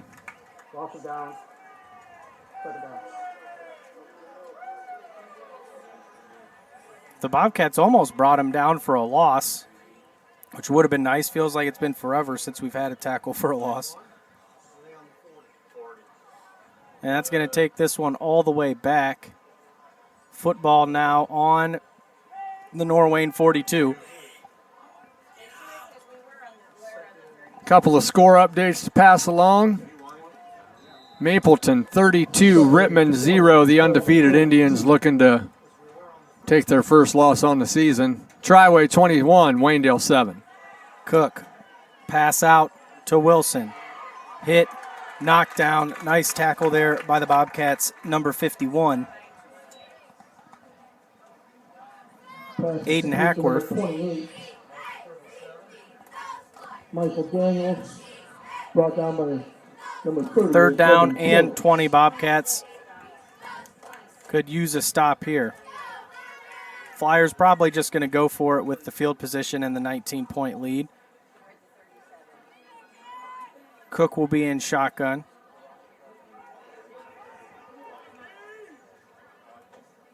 He's got Bulger behind him. Snap, straight back, and he's drilled for a loss on the play by number 16, Ben Burt.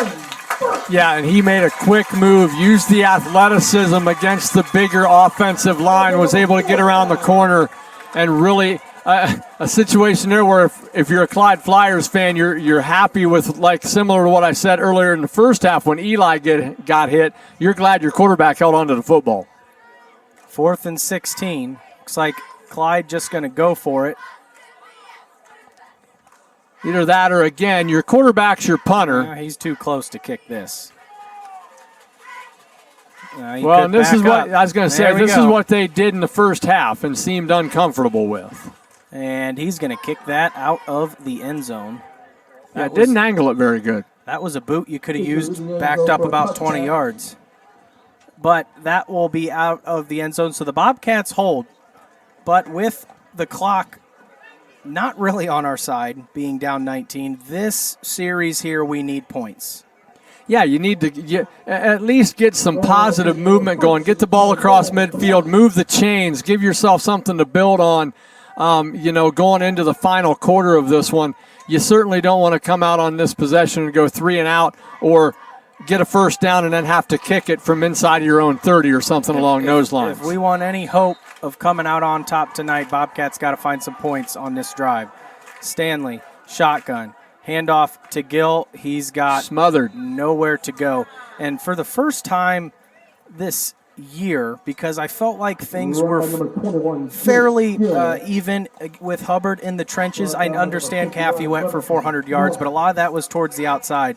But tonight, we might be losing a battle in the trenches. Well, and here. Coach Indorf mentioned it in the coaches' show. He talked about these guys doing a lot of stunting and trying to confuse you. We've got 3 new guys on the offensive line. We've got 3 veterans, but we've got 3 new ones, and if they're creating confusion, that's going to be tough on the newbies. Stanley in shotgun. Snap, straight back. Nice protection. Fire this one deep down the sideline. And out of the outstretched arms of Brady Lendon. Pass will fall incomplete. Bobcats took a chance there. Credit that DB. He was running stride for stride. Yeah, and Brady's fast, as we said. Third down now and 13. Football on our own 17. A big play here for the Bobcats. Need a conversion. Got to keep this drive alive. Got to find some points. 2 minutes, 14 seconds to go. Bobcats trail the Flyers 29-10. Bobcats came out with the football to start the second half. It was 22-10. Bobcats went on a nice drive that ended up being stalled on 4th down. Stanley, shotgun, in the pocket, looking, under pressure, wrapped up, and dropped. And not what the Bobcats needed there, as we're going to have to punt again, and the Flyers are going to get great field position. Yeah, we're going to be punting from around the shadow of our own goalpost that the lights are creating here as we get later in the third quarter of this one. And the bad thing is about that, when you don't even have an opportunity to give the idea of going for it, you punt it, and Eli has to do that to keep it away from the Flyers kick returner. And Eli gets a nice bounce. It somehow stays inbounds, and he's all the way to the 50-yard line.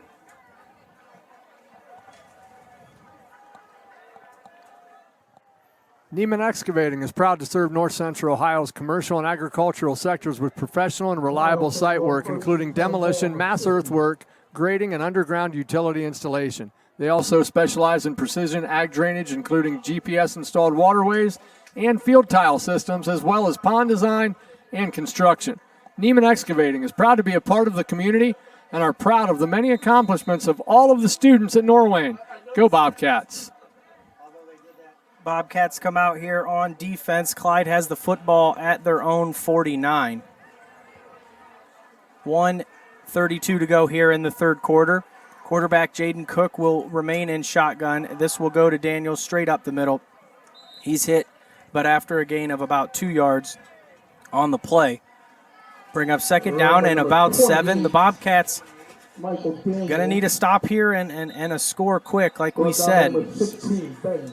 And we have a player down. I believe it is a Bobcat. Don't know if it's a cramp. It doesn't look like it because they're not addressing that. Yeah, and it's a situation, again, I mean, we shouldn't be worrying too terribly much about that with it being the temperature that we've had here tonight. So you get more worried when you see players stay down. Now you can cramp up in a regional final game in November when you're only on defense. I would have never imagined you'd bring that up. Hey, man, we're down 19. I'm trying my best here. Been a while since we've been down 19. Yeah, well, and I mean, that's the thing. We played well enough. We cut it to a touchdown in the fourth quarter against Hubbard before losing by 20. Right. But we had that game at 7 points Going with into the 11:05 left in the contest. I mean, I would have to think back to Canton Central Catholic 2 years ago when they beat us 31-0 on their field en route to a state championship. Yeah, that was. I mean, that was the last time we've really kind of had something handed to us. Like I said, the game against Hubbard did not feel like a 20-point game because the Cats were, like we said, down a score with 11:05 left in that one. Down 12 and driving the football very well were the Bobcats with a chance to Injured cut it. player Joe Bryce Haven. Glad to see him up and walking off of the football field, unassisted. So second down and 7 with 1:16 left in the third. Football on the Bobcat 48. And how much now do you just continue to pound the football if you're a Clyde Flyer and keep that clock rolling? I mean, you have a 19-point lead. You've shown the ability to pick up 3 yards, 5 yards, 7 yards here and there running the football. No reason to get crazy here if you're the Flyers. You want to run the football and kill the clock.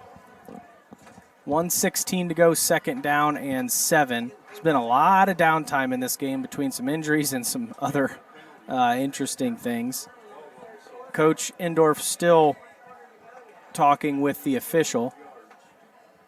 I don't know what the confusion is, but this ain't the first time it's happened tonight. I'm sure they're exchanging addresses for Christmas cards. Dinner plans? Could be. 29-10, 1:16 to go. Clock now rolling. Cook in shotgun. Play clock now down to 5. High snap. Cook gets it. He's hit and dropped. And guess who? Ben Burt off the edge in a hurry got to him first. And even if it wasn't a high snap, Ben Burt was on his way back there regardless. Yeah, I mean. And he's developing and continuing to get better week after week as one of the better, as he continues to make plays on defense here for the Bobcats. 2 receivers to the right. Cook, hands off. Daniels, hit. Back. Hackworth hit him first, slowed him down. Spun off of it and then got taken down. 4th down now. They're probably going to let this one run out. And when we come back, I imagine that Clyde will be kicking the football back to the Bobcats. So at the end of quarter number 3, it is the Clyde Fliers 29 and the Norwayne Bobcats 10. We'll be back after this short timeout right here on Local Live Sports TV. The beauty of fall is here, but Old Man Winter is on the way. Will your furnace go the distance? Be prepared for the ice and snow and cold with a furnace inspection from Shar Heating and Cooling. They can check your flue, your flame, your blower, and more to make sure your furnace is operating efficiently to avoid costly repairs and save you money on your heating bill. Shar Heating and Cooling, keeping you and your family comfortable for over 25 years. Call them today for all your heating and cooling needs. 330-927-1125 or find them on the web at sharheating.com.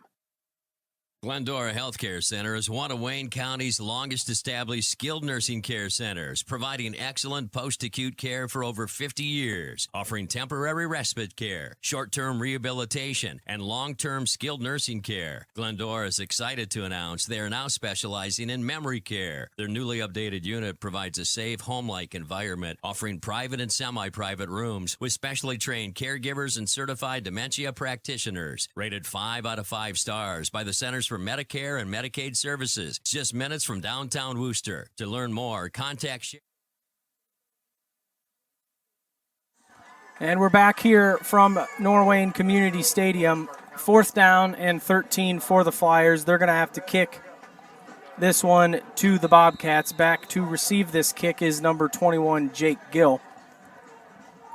Bobcats going to need to overcome a 19-point deficit here in the 4th quarter if they want to move to 2-1 on the season through their non-league schedule. Cook, shotgun, I'm sure, he's got a guy in motion. Oh, and they don't snap it. Shocker. Now he's going to back up and punt. And it's another high and deep one. Gill calls for the fair catch. And that's a flag because he called for a fair catch and dropped it. I wasn't sure why, though, because that's a live ball. We'll see if they he fair caught it, he dropped it, he dove on it, then they hit him. So I guess you could call a late hit because he's already got. Call it with him being going to down, the ground. But you're right. But if you drop a fair catch, it's a live ball. But again, yeah, and I did not hear a whistle, so I don't know if that's a similar situation to what we said earlier in the game when the Bobcats hit Cook when he was down on a fumble, but Cats will be the beneficiaries of this flag, and I'm not going to disagree. Well, we don't have no room to disagree. We got 19 points to overcome. This is, again, another situation. I'm not sure why it's taking so long to march this off. This crew has spent more time talking to themselves and the coaches from both sides tonight than I think I might have ever seen. Okay, and we are going to lay it down. No penalty? Doesn't look like it. It's about where Gill jumped on the ball. Don't ask me. Stanley's in shotgun. Snap, handoff. Morlock, I believe, on the carry. Out to about the 19. No, it was Ben Burt on the carry. Run by number 16. Yeah, give him the 20, gain of 2, 2nd down and 8. They're going to put the football on the 20. Bobcats need to pick up some first downs here and get out of their own territory, at least deep in their own territory. Would be nice with this 19-point deficit. You mentioned maybe opening up the passing game a little bit to find somebody other than Lendon. There's Portis trying to get open with that look and maybe establish a little bit. Gill hasn't really gotten anything out of the air tonight where we've made any big plays. Tried to find Portis there, whether it's a Haven, Berger situation to where you're trying to, not that you're going to go away from Brady. There's been tight coverage, man. Their defensive backs they've been solid. They're multi-year starters. But again, that's what I'm talking about, just trying to find somebody that can make a play as well. Stanley in the pocket, fires it out towards the sideline. It's caught by Jay Hansey. And Jay Hansey made the big 4th down catch at Hubbard for the touchdown. So good route right there. Eli also had Earhart, I believe, inside near the hash marks there open. He picked Hansey to go to the outside, 2 completion, Big Burbank Beauty Salon 1st down. Stanley in shotgun. Hands off Gill. Spins out of 1. He's liked the spin move a lot tonight. I mean, the majority of the time it's worked, too. I mean, he's got a quick one. If it ain't broke, don't fix it. The spin move got him about 4 yards on that. Yep. 2nd down and 6. Football is on Norwayne's own 36. 3 receivers out to the left this time. Portis, believe Hansey. Stanley looking that way, pump fakes, now rolling, now gets rid of it, caught. Couldn't get a number, but out near midfield for the Bobcat first down. And I was not watching. I didn't follow the ball. I wanted to make sure that Eli didn't take a hit right there rolling out because pressure was bearing down. He got rid of it in time and avoided contact. Eli's shown a few times tonight that he's willing to take that to get rid of the football. So I asked for a couple of other guys to get open, find plays, and we've had it on the last two consecutive first downs for the Cats, keeping the chains moving. Stanley fakes the handoff, straight back, fires it deep over the middle, and in and out of the hands of Jake Gill, or we might have had a touchdown. Yeah, and that one, I'm sure Jake wants back. But I mean, the kid jumped up and looked like he was going to tip it, which until you're in that situation, you don't know what that does. Yep. It looks worse than it is because that kid jumped up. Jake's probably anticipating that kid to make contact with the football. He doesn't. It throws your eyes off for half a second. All of a sudden, the football is right there in your face. And Jake doesn't have the best height to be going up and being able to see past it. If anyone would know that, it'd be you. Stanley in the pocket. Stops, fires out, caught by Hansey, hit low, somersault, 5 yards. I'll tell you what, though, that's a good play because Hansey got into the route quick because Eli got pressure quick, and he had to get rid of it. Pick up 5 yards, third down and a manageable 5. Try to keep the chains moving. And you imagine Clyde probably in a little bit of prevent. Okay, giving up some plays here over the middle. This time tight pressed. Yeah, I was going to say. I mentioned prevent, and here they come up tight on the line. Stanley, pump fakes, looking now to his right, fires, caught again. This time Earhart, first down. Yeah, thread the needle right there, did Stanley, and that's a really good catch by Earhart going down to the turf, cradled it in, 1st and 10. Another Burbank Beauty Salon first down, keeping the chains moving. Stanley finding a little bit of rhythm, as is the Bobcat offense. He stays in shotgun, puts Morlock in motion to his right. Fakes it to Dylan, takes it himself, and I tell you what, there he is again, Remington Norman, getting his arms around Eli, or else he has some space to work with. Yeah, he gets next level. Look out. And Norman has had some nice plays in the trenches tonight. 2nd down and 6, 8.5 clock continues to tick. Bobcats get in the end zone. I imagine we'll see the old onside kick as we trail 29-10.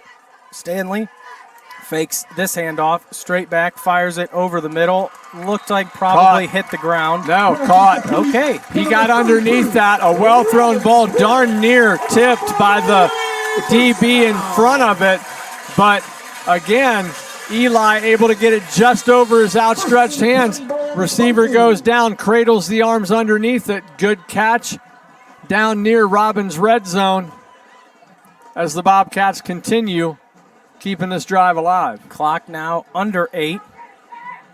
It's very similar field position to where the Bobcats stalled last time they were deep in Flyer territory. And Clyde, defensive coordinators, not overly thrilled with what they're seeing. We'll go ahead and do some shout-outs here. We have Dave and Karen Earhart supporting the broadcast here tonight with a shout-out to them. We also have Stephanie and Paul Shaver down in Tennessee listening as well for the shout-outs here for Week 3. We appreciate the support on the broadcast. And I'm sure rather see the score a little bit tighter or put the Bobcats on top. But the Earharts seeing the grandson make a couple catches here on this drive. And Hayden Ringel booting the 33-yard field goal through the uprights earlier in the first half. Our shout-outs.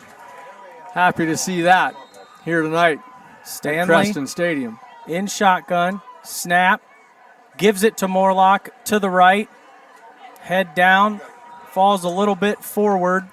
But again, the sophomore brought down by number 40. Eli, I some think tough work cut out for him tonight. Eli, I think, tried to set him up and put him in a little bit better position. That's the longest I've seen him leave it with him. But Eli kept his hands on it, creating that opportunity to pull it out and try to keep that backside line honest and maybe give Dylan a spot where he could cut up once he got it. Trips left. Stanley tucks it himself, takes it. And if he would have cut straight towards the middle, he might have had a chance.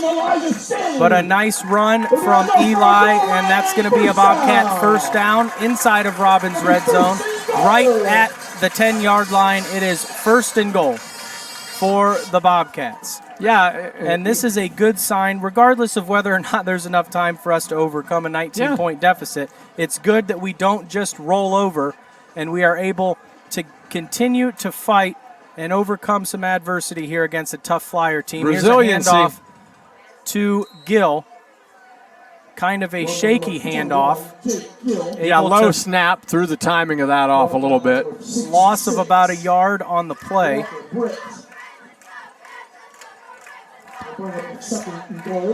Second and goal now from the 11. 6:25 to go. Stanley looking to the sideline. See if the Cats maybe like this matchup out here on the right with Jay Hansey by the sideline.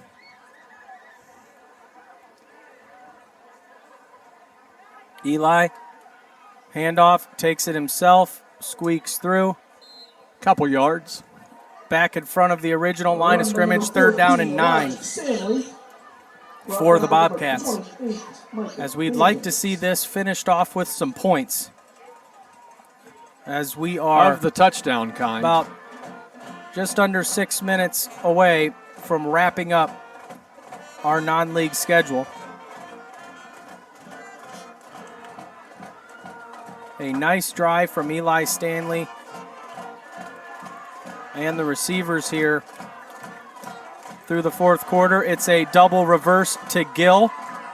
Gill now with some space. We're going to get an illegal block, I believe. Run by number 21, Jake Gill. There is 2 penalty flags on the field.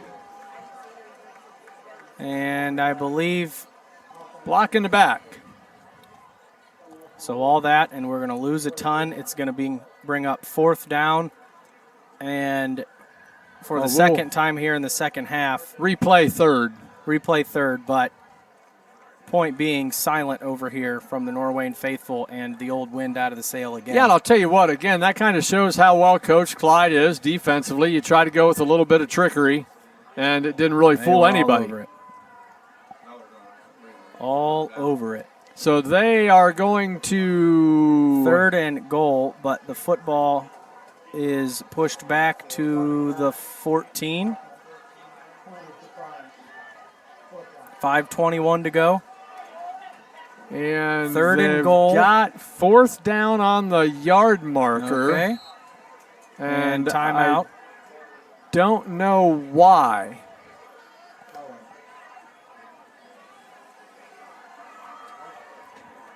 I'm confused, but that's not a first.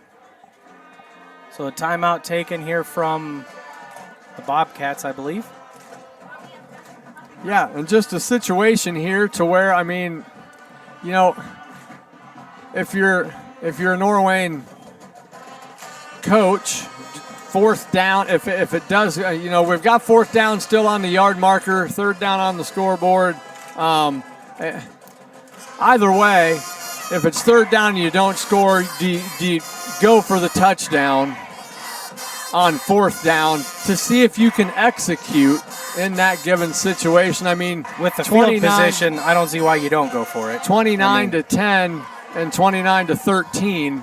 I mean, yeah, you go for it, especially with where we're at on the field. Take the shot, see if you can execute, and put these kids in a position to where if you're in a game later in the WCAL and you need to execute, you've been there. 5:21 to go. It is 4th and goal.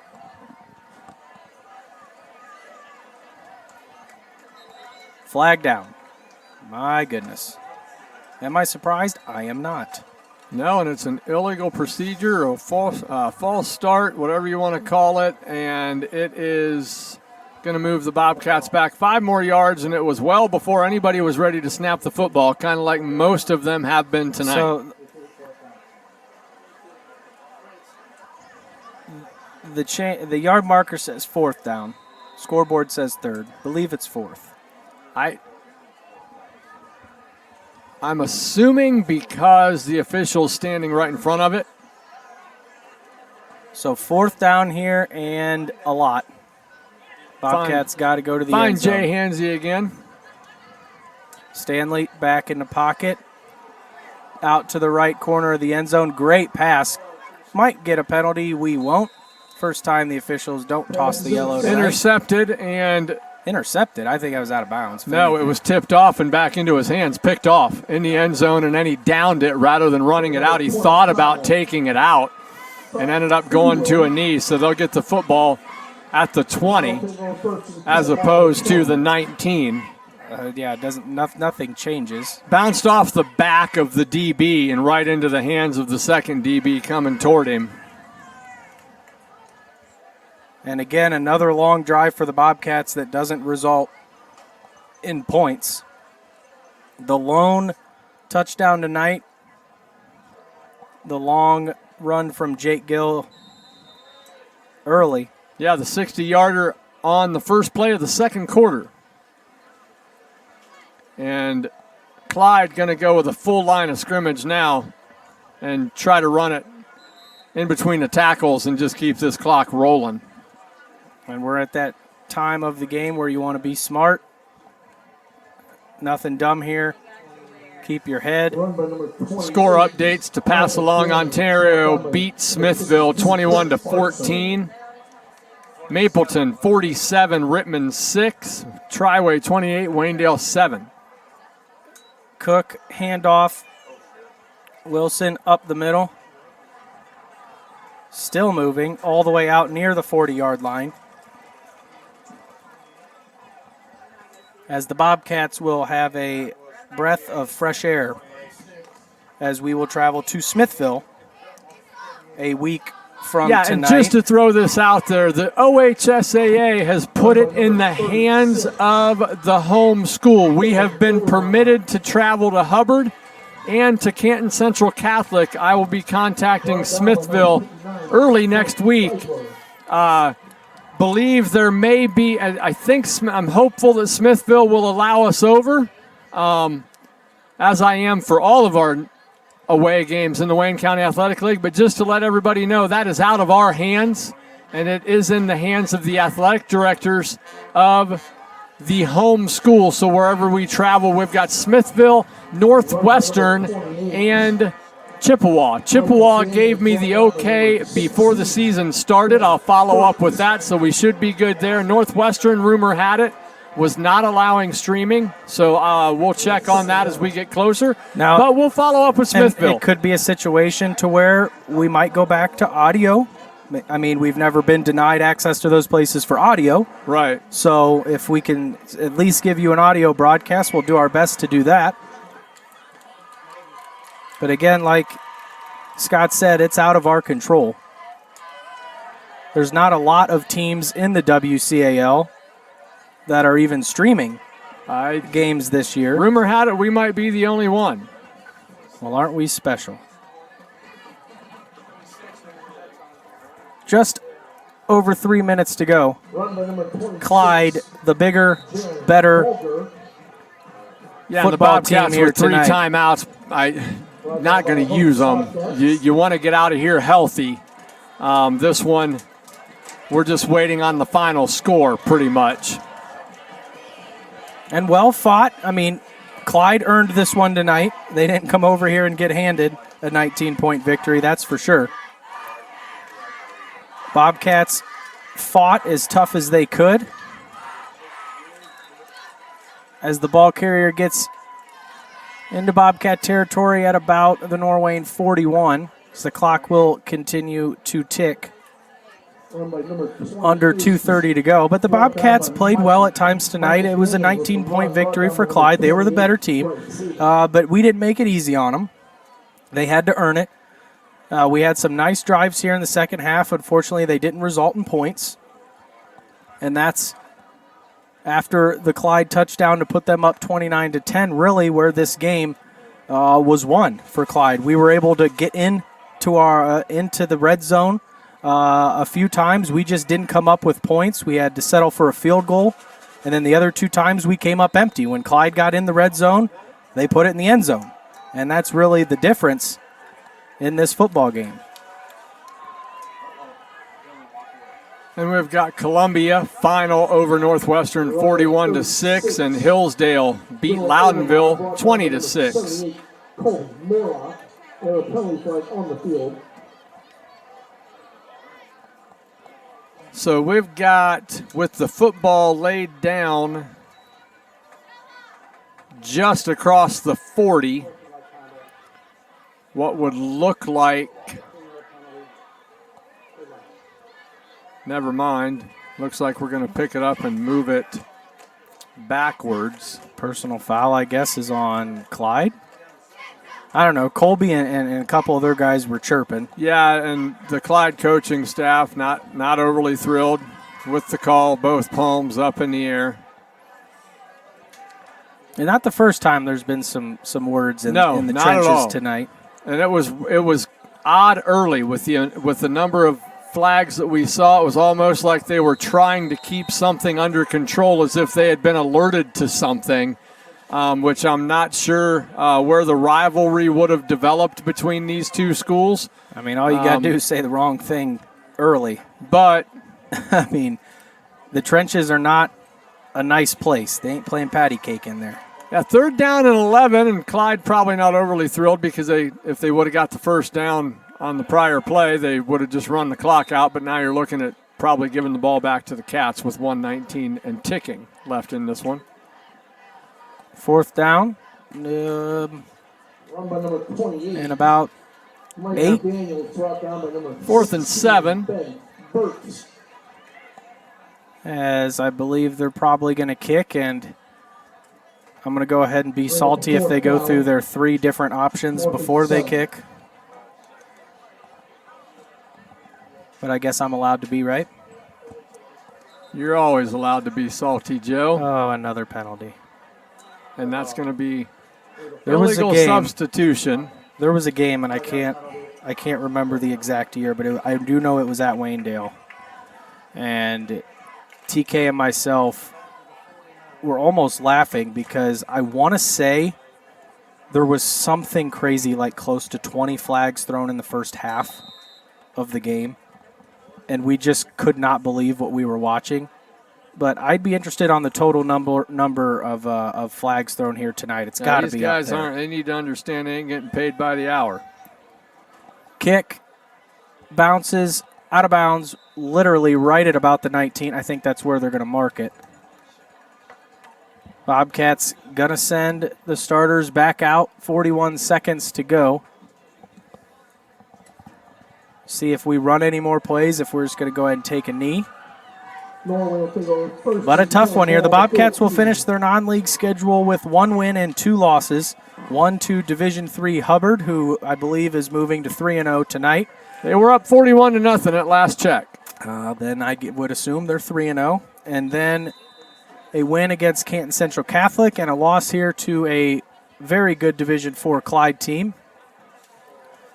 And for all the Bobcat faithful, again, don't be discouraged. Don't panic. Those were 2 teams that were very, very good that the Bobcats played. Yeah, you look at that non-league schedule and you're thinking the Cats could come out 0-3 heading in to the WCAL. Which we did a couple years ago, right, with a tough non-league. We've competed with 2 really good teams, taken down another one, and look forward to getting into Wayne County Athletic League action, do the Bobcats. Clock now down to 10, and the Bobcats look like they're going to run one final play. Snap to Eli, handoff to Burt, I believe. And that will bring this football game to a close. A tough football game here tonight for the Bobcats as they fall to the Flyers. 29-10. Stay tuned for the O'Neill Insurance postgame show right here on Local Live Sports TV.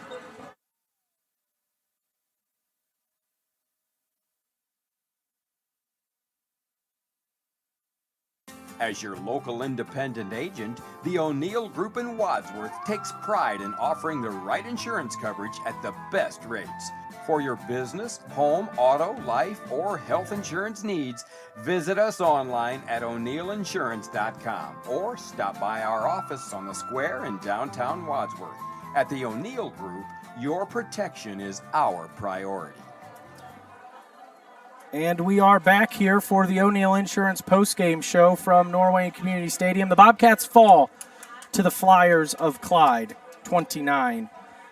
The Bobcats, again, had their moments tonight. As I mentioned, and I'd have to go back through and rewatch this game and look at some things, but red zone efficiency, Clyde, yes, Bobcats, no. The times they were able to get down in the red zone, they capitalized, and the Bobcats, at least off the top of my head, I could think of 3 times we got inside the 20, and we came away with 3 points. They were inside the 20 3 times, they came away with 22 points. So that really the difference, but the Bobcats able to move the football on Clyde, a much bigger Division IV team, one of the better Division IV teams in the state, had to come over here to Creston and earn this win tonight. And that's something we can hang our hats on, although this loss hurts. You never want to lose, that's not the goal. But the Bobcats at least able to put up a solid fight here as we move to Smithville a week from tonight in what should feel like a little bit of a lesser opponent compared to Hubbard and Clyde. Yeah, really good football team that we played here tonight. Would be an enjoyable night or a game to watch those guys take on Hubbard, to be quite honest. But, yeah, you get into WCAL play now. That's kind of what, you use a non-league schedule like this for 2 things. Number one, to improve yourself, to get ready for league play, to go out and win a WCAL championship. And obviously the hope is it helps also prepare you for a long run in the postseason. So Bobcats not going to be happy being 1-2, but you turn your attention now to going to 2-2 next week and 1-0 in Wayne County Athletic League play and move on from this one. Total yards for the Bobcats tonight, we had 56 plays for 207 yards, not quite the 500 we put up against Canton Central Catholic. But Clyde, 54 plays for 354. Penalties, 9 for 88 for Clyde, 7 for 45 for the Bobcats. Time of possession, 24-23, within a minute for time of possession. When you go to third down conversions, Norwayne 4 of 12, Clyde 2 of 9. Fourth down conversions, Clyde 3 of 4. Red zone scores and chances, Bobcats 1 of 2, Clyde 2 for 3. Obviously, the Bobcats probably not in the red zone every time we didn't score, but we had 3 drives that netted us 3 points, which I think ended up really being the difference in the game. Yeah, and you're right. We have to capital in a game like this, especially right. If you want to give yourself a shot, you really, unfortunately for the Cats, not that you have to play perfect, but you have to capitalize on darn near every opportunity you have. It's very similar to the teams and the types of games we play when we're in the second, third, and fourth round of the playoffs, to where you're talking your margin for error is very, very small. Right. It was very small in tonight's game.